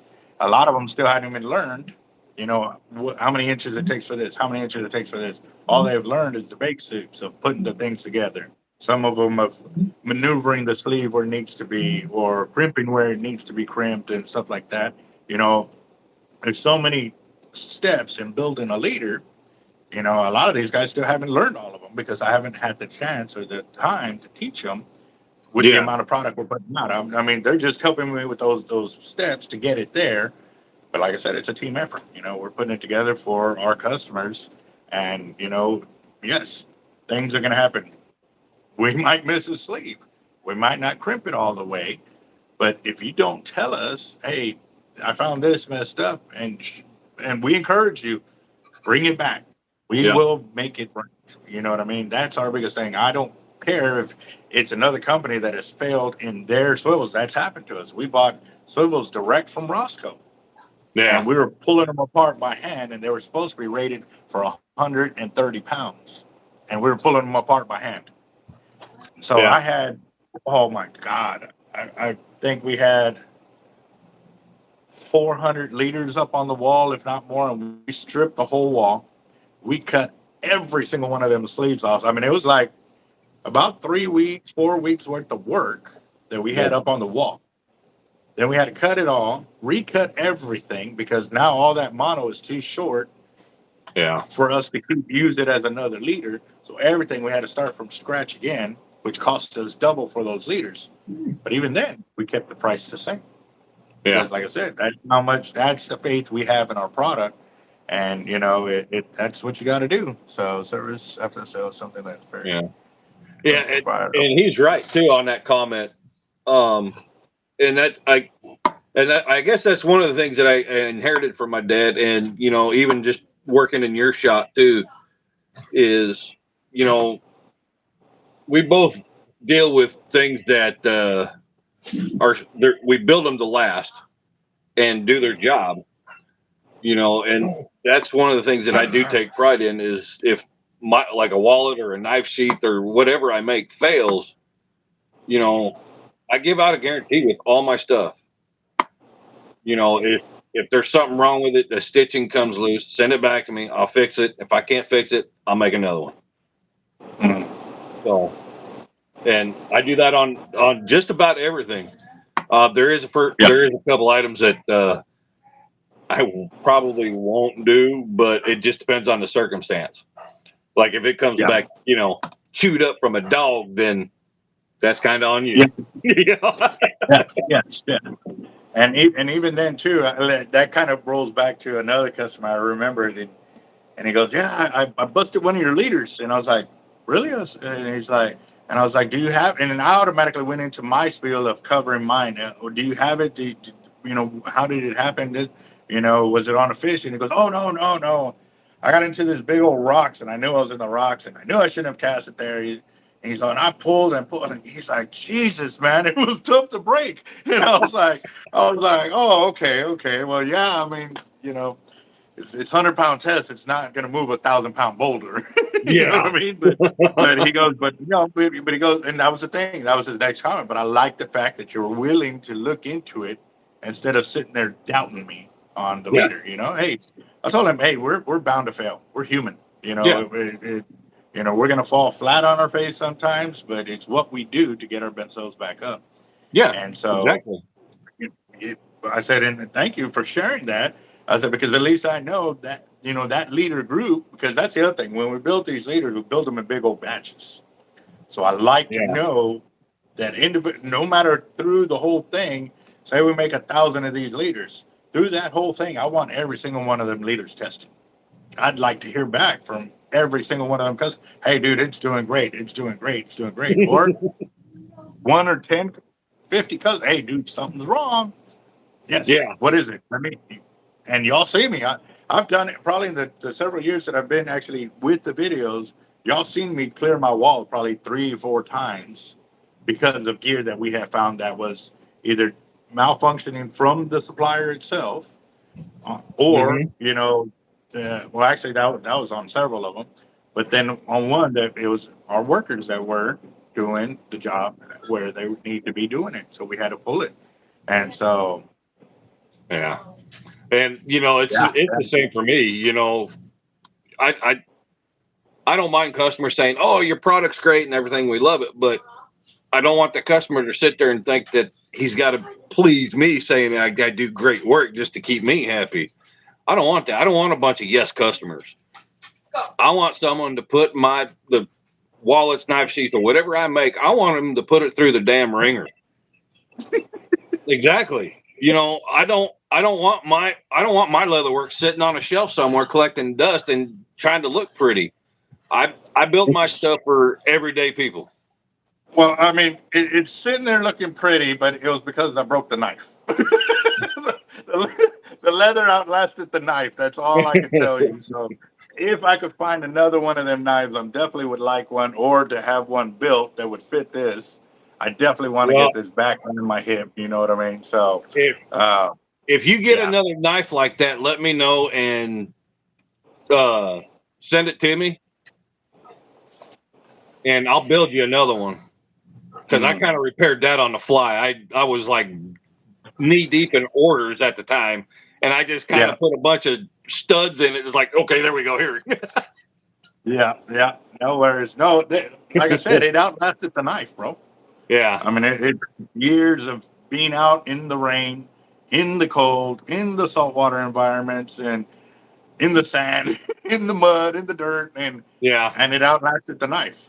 So, I mean, you know, I can't really say much on that note, other than even if you say you have acid, it still outlasted the dang knife. So, yeah. What was that? What was that? I didn't catch that one. It cuts through the leather. Oh, that's a good one. Let's see. If you make a knife sheath for a holiday knife and if it cuts through the leather and it puts a hole in it, that knife is sharper than shit, and I'm going to probably put Kydex around it and wrap the leather around it. Well, we could probably also get you the Kevlar braid to do on some of those. But the only thing is, it comes like in a beige color. It's not really something that is Yeah, colored, for different kind of deals and stuff like that. Which yeah, at the end of the day, for having a knife, it's gonna be, you know, and okay, people with knives, fishermen and hunters, guys that go camping all the dang time. You know what I mean? yeah, So we're more in tune of being camouflage more than being bright and shiny. exactly. Not talking about y'all reels. Y'all are good. I don't want my rod and reels to think I'm talking about them. Well, see, and that's the thing is, Oh, we'll I see have what happens actually, when you catch me again. yeah, I've actually made a sheath for a guy, and this damn knife that he sent me, this thing was so damn razor sharp. And when I got the knife, I looked at the maker stamp that was on the knife, and I realized why it was that damn sharp. There's a guy on Instagram. He goes by the name RPM Neil. Okay, he crazy knives. He makes some samurai knives and everything else that are just outrageous, almost like a Jason Knight. Um, that thing was so damn sharp. I used that knife to cut out the sheath for Toby, right, Chad, don't hate on the bald edge. it. So I actually had to insert a Kydex deal in there, so when the knife was going sliding in and out, it actually wouldn't cut the leather. Yeah. It was that stupid sharp. Wow. It was nuts. So All right. So explain to me what is a kydex. it's okay. You'll see knives like they look like it's a hard plastic. Yeah. Yeah. Yeah. Okay, that's Kydex. Okay. Okay. So and the sheaths are easy to make out of Kydex because all you need is it's a heat machine. Or I've done it. I just did it with my wife's hair dryer. So You're all. so you just heat it up and get it kind of malleable with the hair dryer, and then I just stuck it in the oven and it just kind of molded itself around the knife. Oh, nice. Okay. So, Okay. or when I was in Texas, I would just set it outside on the hood of my truck and just let the sun do its thing. So. Yeah. If you put it on the dash, you probably would have overcooked it. Oh, would have melted around it. I would have never been able to get it out. Okay. So, all right, guys. Well, Jacob, I hate to send you off, but I know you got some things going too with family. Keep us posted on that, and we'll look forward to it. Again, guys, if y'all haven't subscribed to Jacked Up Leatherworks, you definitely need to give him a shout out. Subscribe to his channel and check out his videos. Also, too, give our guy over here, Mr. Toby, a big thumbs up for the jokes he was cracking today. John Holiday was kind of in there, but we know he was out cooking food for his son. And check out John Holiday's channel, guys. He's got some great knowledge in there. And we'd like to see him blow it up on there too, because I'd like to see him on here with you. Yeah. Oh, there's some good videos, guys. So we'll check it later, Jacob. You have a All good right, one, brother. Have a good one. Later. All right, guys. So as soon as they don't want to hang up, I have no wait for you idea to how to hang do up. Hit the X or Oh, there back it is. out. Okay. All right. Later, guys. Later, bro. Let's see. There it goes. Okay, guess it's left. Give me a second. There we go.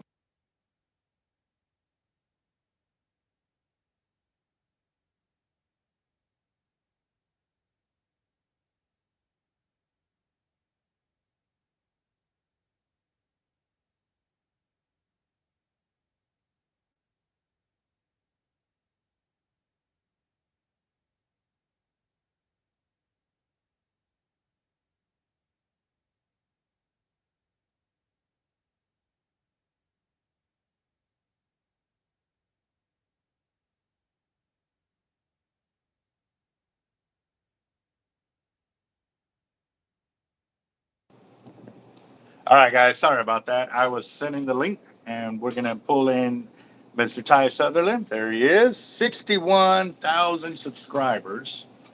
And let's see. See who comes on. Hey, Ty. Hey, what's happening? Oh, here at the shop, man. Trying to get it going over here. But if y'all don't know, guys, most of y'all probably do. This is Mr. Ty Sutherland from 30 Miles and Out, and you got a few links and channels, don't you? It's not just that one, right?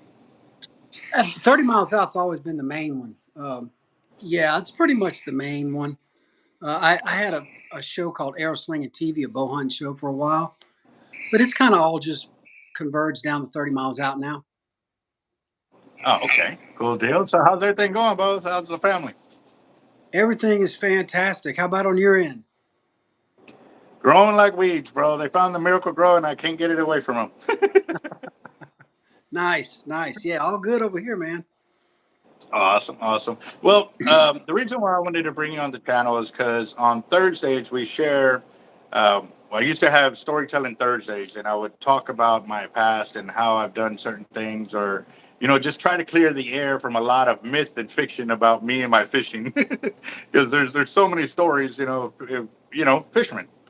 You caught it this big, but by the time it gets to the third person, it keeps growing and growing. So, I want, Right. I've heard a bunch of, just stories about me, and I was like, that ain't actually true, but that one is, you know what I mean, kind of deal. So Yeah, I yeah. was doing that. Do you have a story like that you've ran into that, with some of your subscribers or something like that, hey, man, I heard you did this, and you kind of cleared the air on that? Have you ever ran into that issue? Man, that's a good question. Probably the most common thing, nothing dramatic, but people think I still live in Florida. I run into that quite a bit. You were there for a while. Yeah, we lived there for 3 years, Mm. and even having been back a couple of years, I still have people say, "So, do you live in Texas or do you live in Florida? Where are you at?" I guess because YouTube's so virtual and worldwide, people don't quite know where you're at. But people that watch a lot, they follow the journey there, they follow the journey back, and so that's probably the only odd thing like that that I can think of offhand. Anyway, I'm sure there's something else, but I need some time on that. Good deal. Well, the reason I was going like this right at the beginning is because I've been bringing on other people to talk to on the channel while we're live and stuff like that, and I normally try to ask a question that makes them think, not just something they can just spit offhand. And when they did it to you, I was like, yes, another one, I got him. You know what I mean? Yeah, no doubt. And so, That's what right. got you into putting out your videos and stuff like that? Because you've done quite a bit of things. I know it wasn't just YouTube. You were doing a like a live broadcast. I'm kind of brain dead right now. I'm still getting. I had a total hip replacement surgery, so the Oh, medication has my brain kind of fogged up a little bit, and I don't mm. exactly. I know what I'm trying to say, but sometimes I can't get to it and stuff like that. Yeah, But no I know worries. that you've been into quite a bunch of different things, with social medias and stuff like that. Yeah, I mean, I've always experimented with stuff here and there, but YouTube has always been the mainstay. I've been on podcasts, I've been guests on podcasts, I've been on TV shows, I've been on, I've been featured like on the Outdoor Channel with on Strike King, Protein Journal TV show, filmed for that. Just odd things here and there, weird stuff, but YouTube has always been just the main focal point where everything springs from. You know. That's awesome. Yeah, you're at like 62,000 subs are coming up on that. Yeah, yeah, probably about 62,000. But it's not like it used to be where subs meant a whole lot. It meant that's who was watching. Yeah. Now we all just sit in the kitchen and cook, and we just let something roll. So we're not really subbing it, but it comes up in a Mm. feed. So subs aren't quite the same as it used to be because we just let stuff tend to roll on our televisions now. And if I watch the next Albert video comes up without subbing. So you have a lot more views than you have subs, if that makes any sense at all. Yeah, yeah, yeah. Yeah. I've seen that where, like I got one video. Well, actually, I got a few videos that got over 1 million views, but you can see those subscriber marks grow with those and stuff like that. And that has been a real blessing because I mean, those video shorts have really got me an ability to reach more people and stuff like that. Um, Yeah, yeah. have you have you seen any like major spikes for you on a certain type of video that has really helped your channel grow? Shorts. You said it. The shorts. Yeah. Short. That Um, YouTube is did really you pushing. have you seen any like just like do nothing and all of a sudden take off or just take off automatically? No rhyme or reason. It just one topic will just take off, and then one I think will take off doesn't take off. It's just kind of random, man. I really I can't pinpoint it. So I Mhm. just put them up, and the ones that go, and the ones that don't. It's kind of odd. Yeah, yeah. We've been trying to figure it out over here too, because even then, we'll notice sometimes our subscribers comment, and then their comments don't show up for months, and it's like all of a sudden all of their comments come up, and it's like, why are they even blocked? Like I go through the list and like try to figure out that, but it's a lot of times out of our hands and stuff like that. But Right. how's the fishing been? I haven't really, like I said, since the surgery December 8th, I haven't really been able to follow through with a lot of other YouTubers and what they're doing and so forth. So what's the latest and greatest for you right there, bro? Man, I got to tell you, I took a forced vacation. I took a forced hiatus from fishing, and it's because I do so much spring, summer, and fall that by the end of fall, I'm just brain dead because I'm not just fishing to film for 30 miles out. I'm guiding people and I'm filming them while I'm guiding, and then I'm back in the office editing all the fishing footage, fishing, and I'm researching fishing as soon as I wake up at 5 in the morning. It's on TV, and so by the when winter hits here, I go brain dead, and so what I try to do is just take a diversion. I dive into my music hard, and I dive into bow hunting, and it kind of gives my brain a rest. So when spring hits and people are ready to go fishing, I'm all excited. You know what I mean? So I guess my answer to that, Over the top I'm move. not off water. I'm off water, man. Yeah. But Yeah. No. And I hear it's been oh, pretty sorry, I good. didn't mean to cut you off. I've been here. It's pretty good. Just from friends, they've been catching some fish here and there. Um, I'm just finally getting to the point where I'm even thinking about it again, which has been really nice.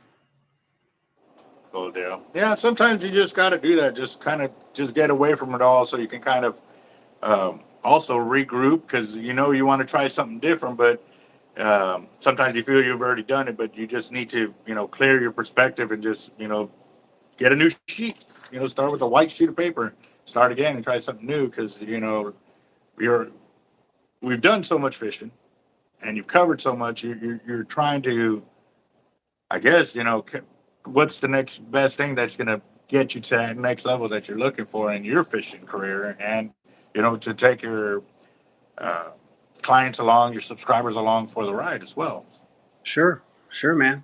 Yeah, and there's been a big shift for me personally in what I've done and what I've always done. I've always been the kayak guy, and I don't own any more kayaks anymore. I'm almost completely out of the kayak game. I'm pretty much a boat captain now, so that's been a big shift. But yet it's been a natural thing. Everybody's coming over with me. I still go on kayaks if somebody requests. I'll guide people, but I don't supply any kayaks or anything like that. It's mostly boat guiding. So I'm really enjoying that shift. It's something new, different for me. I mean, it's kind of going back to my roots before kayaks were around, skiffs. Mhm.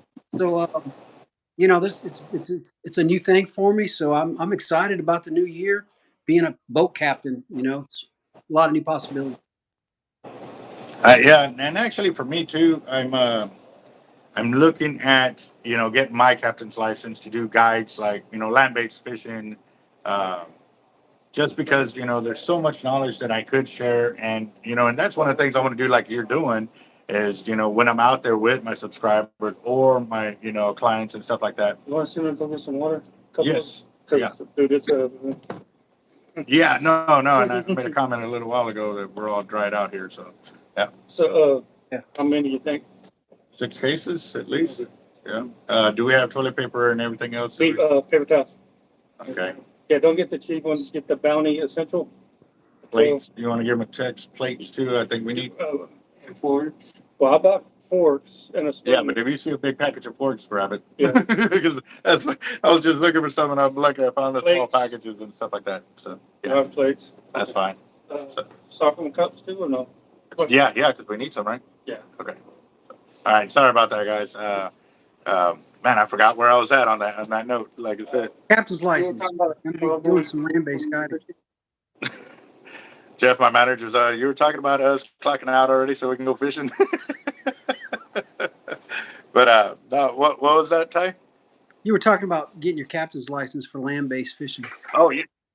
Yes, because I've always passed up on. I've always referred. And I know a couple times I sent some people your way. A while back and stuff like that on when they were asking where they wanted a guide out of or something like that. But I think I want to finally cross that bridge. I held myself back on a lot of that because those several tournaments that I would fish for land-based shark fishing that said if you were a guide, you couldn't actually be in it. So, and a lot of those tournaments aren't around any longer. So I'm like, you know what? I think I'm going to finally bite the bullet this year and get my captain's license to, do that type of guiding and stuff. Just because it really will open up the door for me to share my knowledge more besides just with the YouTube. I mean, it's great. I mean, I can do any video I want at any time. However, I like it more when a problem comes across my desk and okay, hey, check this out. Then I can enact the knowledge and stuff like that. Was that something that you looked into before you became a captain or a guide in that sense? Well, I've always had a kayak guide license, so I could take people kayak fishing, and I kind of started to feel like I really wanted to teach. I love to teach, and having people spread out was awkward to teach. He's hooked up. I got to go help him. I'm just showing this guy how to walk the dog, and I got to leave him. And I was like, why don't I just put a couple people in a boat and we can all be together? So that's what spawned the idea. So, and I needed a captain's license to be able to take anybody in a boat. That's just the law. So that's what and it's worked out real well because for me it became more than kayak fishing. It became more about teaching people how to walk the dog, how to jig, how to find fish, what to look for, yada yada yada. It's much easier to do that in a boat when we're all together. So it's become more about the teaching, like you're saying, and I've really enjoyed that. It's working great, and it doesn't take quite much out of me. Loading 4 kayaks, putting them in the water, loading them back up, unloading them, cleaning them, putting them all back up was brutal. So one boat, launch it, pick it up, you're done. It's really nice. Yeah. But it's still definitely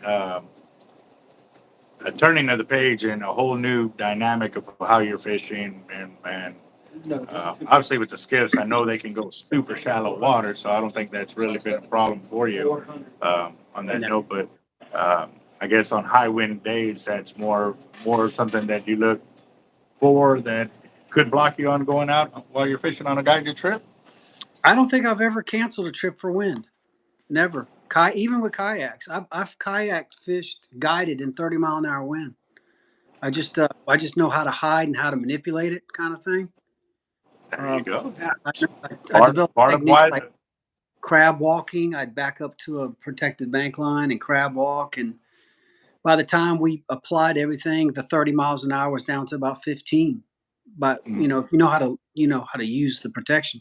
So just always work around it. With the boat, it's even more forgiving, So it's a little easier. Everything's a little easier with the boat, I think, for teaching. That's just the way I like to teach out of the boat. That really sparked something in my head because when I've done some trips under Capt.Eric Hernandez and his guide service, I've set up trips and gone with him as the captain there. But even while I'm teaching in there, mostly when I start talking, everybody just kind of congregates back to it because, obviously we're not in that same scenario as you being out there waiting or on different kayaks. You got everybody spread out because you want them you cover more acreage to find out where the fish actually are. Whereas being on the beach, I mean, we got the big rigs, we're kind of centralized in a spot. So that is a great idea to kind of keep that in mind and stuff like that in future events. Yeah, the only On thing that's easier being in a boat is being on the beach. I think that's even easier because you can have a whole family meet you out there, and you can teach everybody in one spot. I did a good bit of land based guiding in Florida. Well, I used to call it walking the beach. And I'd throw out a couple big rods, and then I would walk away from the rods and teach them how to throw plastics, top water, whatever. The rods would go off. I'd show them what I did. Not nearly to the extent that you did, but I had other friends that were like you that were land-based shark fishermen, and I helped them and with harnesses, and we'd run the boats out, the aqua cat and all that stuff. For Mhm. the remote control boat thing. Yes, yeah. Yeah, we'd run those out and drop stingrays, and I'd help them do that. And it was easy because you could really get the whole family together and talk to them and let the kid catch the first one. And I think that was even easier than a boat as far as teaching. Hmm. You Yeah. know, Um, yeah, because I guess looking at a boat perspective, fishing on several boats with other guys, you really, I guess, when you're setting up to, okay, we're going to target this style of fish, you're kind of closing the books on everything else until you explain everything for that type of fish, and then you move to the next one, or okay, that lure ain't working, let's try out this lure, and now this is the whole dynamic we're going to change.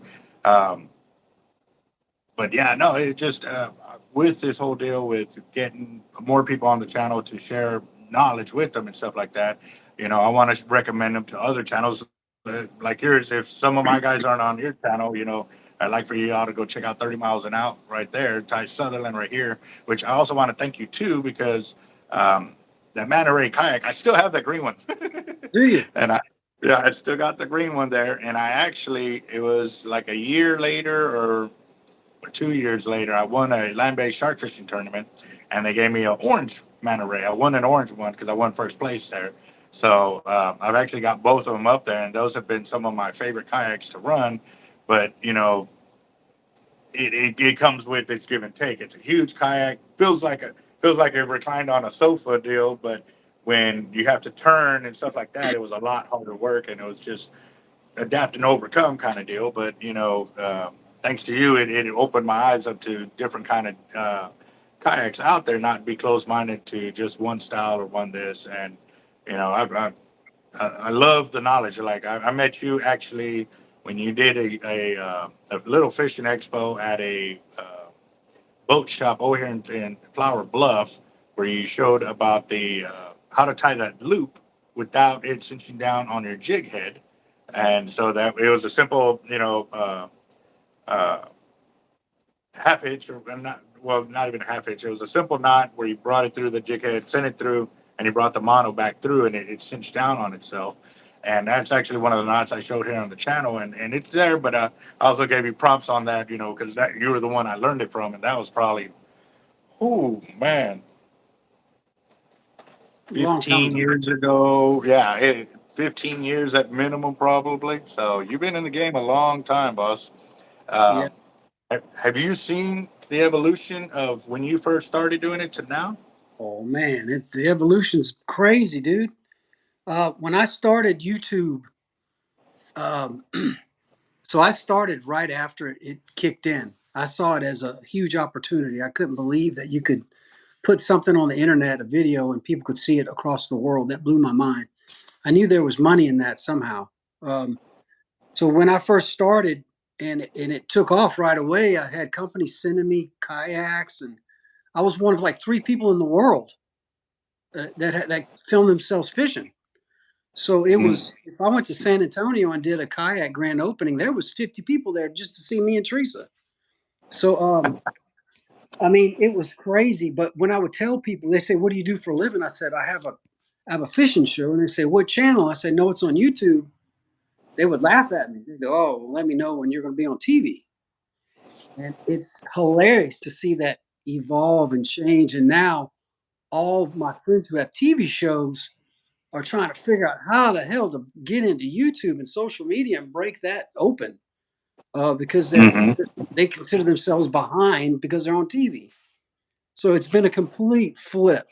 It's been fascinating, fascinating.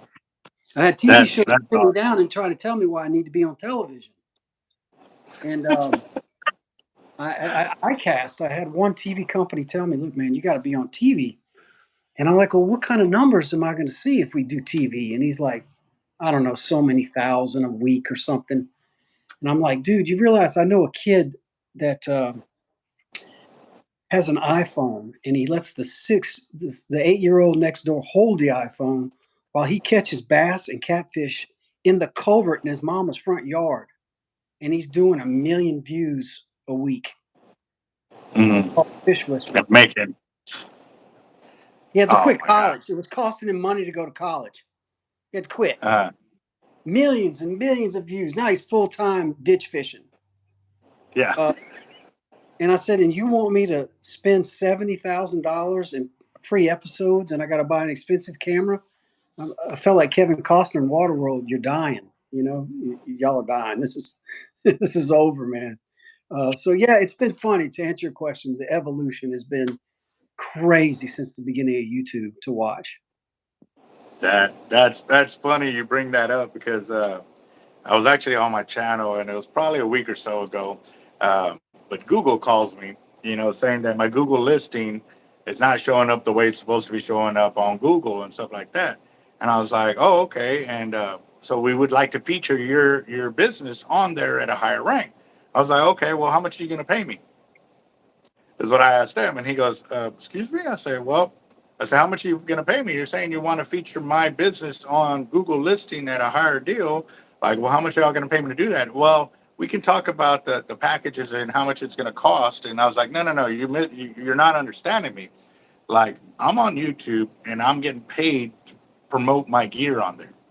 Like, they want me, the more videos I post, they're obviously showing me, the more work I put into it, the more I'm getting paid.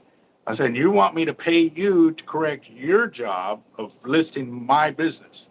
I said, I don't understand that. How does that work? You know what I mean? And he was just like, well, and I stumped him with the question, but I was live on the channel, but I was dead serious. Like, I mean, these companies out there want us to come out of pocket to make them their business when this business is the YouTube is actually okay, letting you do what you want to do on your own time, on your own window and this and that. And then they pay you by obviously what you put in or don't put into the channel. And I was like, man, that's, it's kind of backwards there. But now I can totally see your mind thought on that. Like, Yeah, we're running numbers. I mean, so. it's a different world, man. And it's changed in the last 10 years. It's just flipped upside down. It's amazing, which I love because it puts all the creativity back into the hands of the creator, and there's not much of a middleman anymore.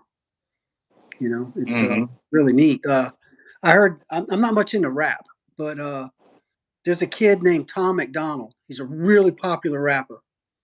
I think he's Canadian, and he was saying yesterday that that the number one song in the world is man, I forget the chick's name. Some pop star. She's got the number one. He said, "Guess who's got the number two song in the world?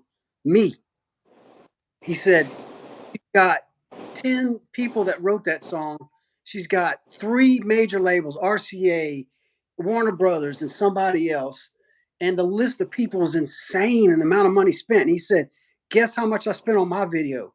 Well, let me tell you who did it. Me and my sister and my cousin in the backyard." You know what I mean? It's like you can't compete anymore.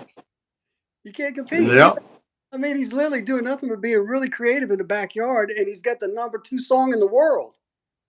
That's wicked. that's awesome. It's wicked. So that's what I love. I love that you can sit there in your shop, you can produce something. There's no middleman. The world receives it, and you get paid for it, or get compensated in some kind of way, even if it's just people come and buy a rod and reel or buy some lead. Big, So I love that. that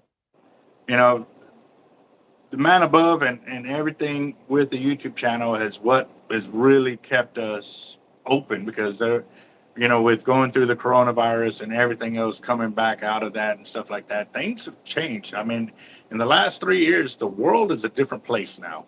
And I mean, in such a short period of time, you know what I mean? It used to be a certain way, and now we've had to reteach ourselves a whole bunch of things. Okay, it's shipping or, receiving products, getting ready for tackle this, tackle that, or whatever. And now it's like, you're right. For us with our channels, we can really um, put out there which way we want to teach or don't teach because or we'll say, man, this is a bad reason, don't do this because of whatever it may be, and then you can back it up with whatever you have as your proof and stuff, and then people can be the judge. But also too, you can control a lot more with the channel because we used to do Facebook too, but there was just so much just negativity just all the way around. And now, like with our channel, with mine especially, I haven't really been able to go through your channel and see how your subscriber base is and stuff like that. But with ours, we ensure that constructive criticism is always welcome. That's what we're always looking for, is knowledge sharing and stuff like that. But criticizing some people in an ugly way is not the way to do it and stuff like that. So for us, I know with my channel, I'm truly humbled. I mean, I'm nowhere near where you're at, but I'm truly humbled by the amount of support that the channel has given me, and with our business and everything around that. With you, have you seen that kind of dynamic in play? Yeah, as far as the negativity, you mean, or the Well, both. I don't know. Like I said, the way I run my channel is I try to keep the naysayers and the negative people out of there. They don't like what we have to say or do. Hey, dude, we don't need your subscription. We kind of we're slow growing like that, but everybody that is here yeah, is in the positive manner of thought. quality versus quantity kind of a thing? Yes. So Exactly. Yes, sir. I try to keep my life drama free, and I try to keep 30 miles out drama free. I try to keep it clean and educational. And every now and then something will happen that I film and I released, and it doesn't really hit me as drama, but it kind of is dramatic. And man, it goes bonkers. So I see a lot of people focusing on drama and getting rewarded for drama, even, the more. Mhm. So it's sell your soul. I'm not willing to do that. More hits or more. When I just focus on being putting good things out and getting good things back, and that's enough. It really is enough. It have to have a million subs. To, you can really make a comfortable living. Without people. Not hard, it's not hard at all. Yeah. Well, I don't know what your time frame is, Ty. I really want to thank you again. And like I said, I've been a fan of yours for for a long time, and it was originally just because of that simple sharing of that knot, man. That got my mind thinking. I was like, damn, that's a damn good idea, like. And so, I mean, like I said, I followed you through the times here in Corpus when you moved to Florida, and then, when you did move back and stuff like that. It really does, show a lot of intent of where you want to go. And so I'm truly honored to still, call you friend, and we talk, and eventually we'll have to get some fishing done. I know you're always, hey man, come on. And, I'm the same way and stuff like that, but Yeah. life is kind of throwing its curveballs at us. And so, but I look forward to the day we can get back to fishing and, share some tight lines and some screaming drags. A quick story, real quick, man. When I did live in Florida, Albert, just talking about being friends for a long time. Somebody mentioned to me, I hate to talk about drama, they mentioned to me that you had gotten in trouble over a shark event. And I said, well, I don't live in Texas now. What was the deal? And they said, well, Albert supposedly caught this big shark, and then they're disputing it. And I said, they're disputing that Albert caught a big shark. I said, well, that's like telling me Tiger Woods didn't win the game. If there's sharks and there's Albert, he probably won. It's probably not something you need to be disputing. Now, if the number 13 beat Albert, I would say, well, maybe he's lying. But I thought it was funny that they were disputing that you had caught a big shark. I thought that was Mm-hmm. a kick out of that at the time. I didn't even live here, but I just wanted to tell you that little story. Yeah, that was I won a Sharkathon in 2013, and they said I failed the lie detector. Yeah. And after through that whole deal, when I was talking with the lie detector administrator, he said that because of all the emails that I had received from them is what made me fail the lie detector. I said, what does emails have to do with anything with what I did at the tournament? Like, and he goes, well, it goes off your body's natural fight or flight because I had to do a lie detector. And so the lie detector, he said I failed. Well, I don't know how to read a lie detector. I'm just going off of what he tells me. You know what I mean? So, These people out and with you, or they don't know you, I guess. yeah, no, they don't. And I said, well, that's fine. I said, I got it all recorded. Like I had the whole event recorded. And even with Facebook at the time, we probably had about 8 to 10 people from Facebook that were in our camp recording us that weren't even part of the tournament. They just wanted to see us fish and learn knowledge while we were there. And I said, that's fine. I said, but y'all can't fish in our camp because then you might catch a fish that could have been one of ours. And especially if you're not in the tournament, you know, that could have been a winning fish. You know what I mean? So Right. and they're like, Right. and they were fine with that and stuff like that. And I was funny. I was like, you know, after all the dust settled, I just posted out there. I said, you know, it's funny with all those people out there and social media being what it is. Any one of those guys could have posted a video showing me cheat. Not a single one appeared, but the videos of us doing what was right through the whole thing, those were all over the place, but you couldn't see them. Like your people, and so all they saw was the finished product. That well, because I failed the lie detector, I couldn't pass, or I couldn't win the tournament. And after Yeah. everything was said and done, I was like, wow. We found out even the second guy, when I was waiting in the hall, he learned that I failed the lie detector 5 minutes before they even told me. So he came out of the hall, you know, hey, thanks for cheating at Sharkathon. I won, running down the hallway. And I was like, whoa. I was like, I thought there wasn't unsportsmanlike conduct admitted in this tournament. So I told the administrators, well, we didn't see it. Well, I'm telling you it happened. I'm pretty sure there's a camera right there that you can see that happening and confirm what I just told you. But they didn't want to hear it. They just didn't want me winning the tournament and stuff like that. So Well, yeah, it was pretty crazy, man. And I went through, and that was right when I was just opening up my tackle shop too. So I left that tournament, went to South Padre. Like 2 weeks later, I won that tournament. They were trying to disqualify me there, but again, this is what saved me, my phone, because we took pictures using our phone, and as long as we had the SD card that we could pull out, they were able. I said, "Well, look, go over here," and I showed them where they could see the grid numbers off from a map or whatever your location. So it shows me I'm exactly, over, half a mile from the jetties. When they were saying I was 200 feet, well, like less than 200 feet from the jetty, I'm like, bro, like there's no way. So I ended up winning that tournament, and then I went from there to Galveston 2 weeks after that and won the tournament in Galveston. And yeah. again, they tried that thing all because at original tournament they were trying to get me. I'm cheating every single tournament because I catch a big shark.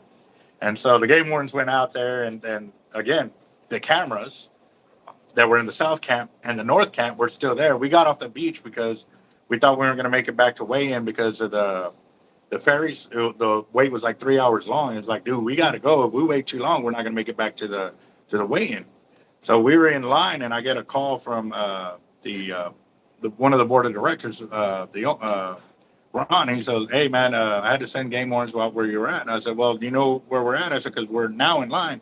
He goes, "No, they've already cleared you." I was like, "Well, how long ago did this happen?" He goes, um, "We got a call that you were using illegal baits for the shark." I said, "For which shark?" He said, "You're the one you caught." And I said, "Well, that's funny. I got video showing that I pulled the stingray out of the shark's mouth still on the hook, And he goes, "Oh, no, you've already been exonerated. The game wardens went out there and they talked to the camp to your south and to your north, and they too had video and showed that you pulled it in on account of stingray. So we'll see you at weigh-in." And once they found out, I guess the guys that were trying to cheat me out of the winnings found out that I was showing up to weigh-in. None of them showed up to weigh-in. I was just Yeah. like, Yeah, man, I'm glad you cleared all that up. I told that dude in Florida, I said, if Albert don't win a shark tournament, then you need to be getting out the lie detector and asking him why he didn't win. That's about the only way I see that making any sense. yeah, yeah. I'll get back in the Well, office. again, It was good talking to you, though.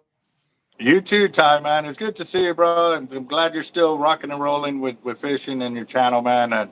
And like I said, every now and again, I chime into your channel because I'm running all these businesses all at once, so it does make it difficult. And that's why I've actually had to go to lives because like you said, man, trying to edit all this video content and do everything else you're trying to do, it's really, really hard, man. So Oh, I give you a lot of props, bro, for getting where you're at and everything you have done. And man, I look forward to see where you're going and stuff like that too. So thanks a lot, Albert. I pass your shop all the time, man. I've been saying I'm gonna stop. I'm gonna stop one of these days. well, love to see you in the shop, brother. You tell everybody hi and stuff like that. And again, everybody keeps commenting great pictures in the background. There's some nice styles of fish in there too. The crane and the pelican. So Oh yeah, uh, that's actually another. That's my artwork actually. oh, nice, But nice. before I had 30 miles out, I sold 15,000 paintings, drawings like that with a cheap big pen. That's what I did for a living before YouTube. Oh, wow, Whole wow. world I was involved in before YouTube came along. So that was my full-time Well, job. well, if you ever can't not fish, man, there's something else. Get back to painting, man. Yeah, no doubt, buddy. That's awesome, bro. Hey, man. Ty, thank you very much and for giving us some time here on Hard Life, man. Again, guys, 30 miles and out, Mr. Ty Sutherland. If y'all aren't already subscribed, a lot of the subscribers are there. But, you know, they're saying, hey, we're subscribers, subscribe and stuff like that. But if y'all ain't, be sure to check out his channel and stuff like that. And look forward to seeing you on the water soon, brother. Yeah, keep living hard, man. Hard life. Bruh, bruh. Later, boss. All right, man. Later, bro. All right. All right, guys. So that was Mr. Ty Sutherland with 30 miles and out. That was pretty awesome. And again, a lot of y'all just got into the channel and y'all were asking about the 8 foot plus alligator gar. Well, we were talking about Team Real Loco's Captain Eric Hernandez. He was on a guide with some guides out of the valley, the gar hunters down there, and they actually came up and fished with Capt.Eric, and they ended up hooking an 8 foot plus alligator gar, and it shows in the fight. And just for me, you know, knowing that video was out there, and while they were live to catch that is amazing, because I mean they were on the fish, they were catching them through the whole video, but to catch this one and then too, man, that alligator gar messed him up. Like he had to get stitches in certain areas of his leg and stuff like that because it came up and you know it did some damage by just hitting him. I mean, like the alligator gar's mouth is closed, but it hit his thigh and just scraped it up because obviously their teeth, you know, come through the outside like that. So yeah, it was pretty cool, you know, to see that video, and I just wanted to share some awareness, but also too, you know, bringing on Jacked Up Leatherworks as well, one of our channel sponsors, and then also again Mr. Ty Sutherland. So, you know, like I said, I've been a great fan of his for many a year, and like I said back then, actually I did an interview with him on one of his podcasts and stuff like that. And yeah, that was pretty interesting. And also too, it came out on his YouTube channel. It was pretty awesome, man. It was pretty awesome. So, yeah, no doubt, no doubt. So, I've also looked up at the phone too, and it looks like it's coming up on time when it's about to cut out. So I'm gonna go and close the video out before it closes out on me. I know on both videos last night live, the camera cut out before I could close out and stuff like that. Well, Jesse, if Thresher would communicate with me, I would love to bring him on the channel just to see, you know, get a little more insight on his behalf on fishing the local area here and stuff like that. But know what? Oh, okay. Well, I don't know. Some will say yes, some will say no, but we'll see. But again, guys, like I said, it's been truly humbling to see the amount of growth that we've had here on the channel. And then too, like Ty said, you know, I prefer quantity or quality over quantity, you know, by having the subscriber base grow the way it is growing. You know, it's keeping a lot of people that think in the like mind, not to have so many far off guys that love a lot of drama in their lives. I'm sorry. Life is already hard. It's got enough drama. I don't need to be watching it or sharing it myself. You know what I mean? So, most definitely. Yep. And Marcos, thank you very much for that. Yes, sir. I'm glad it came together the way it did. And I look forward to next Thursday when we can get some more. I'm definitely going to work hard at getting other YouTubers and even our subscribers, if y'all would like to share, your fishing adventures and stuff like that with us. We love to hear some good fishing stories too. We've got an email open and it's specifically for our YouTube channel. It's teamhardlife with the number 1 at gmail.com, where you can share. If you want to come on the channel, you'll have to share your cell phone number with us so that way I can add it in, because I use my phone to do the channel and work it that way. But also too, just give me a little insight at what we were talking about on there and stuff like that.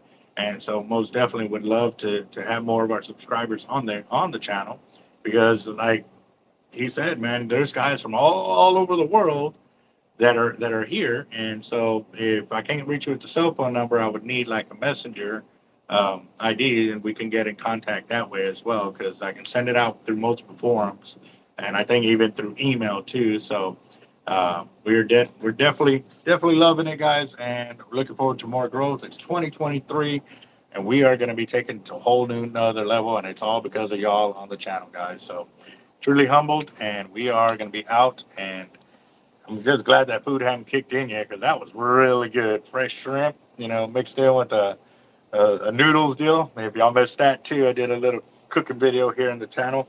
Pretty nice and easy recipe through the microwave. So, all right, guys, y'all have a good one. I am out, and we'll see y'all later.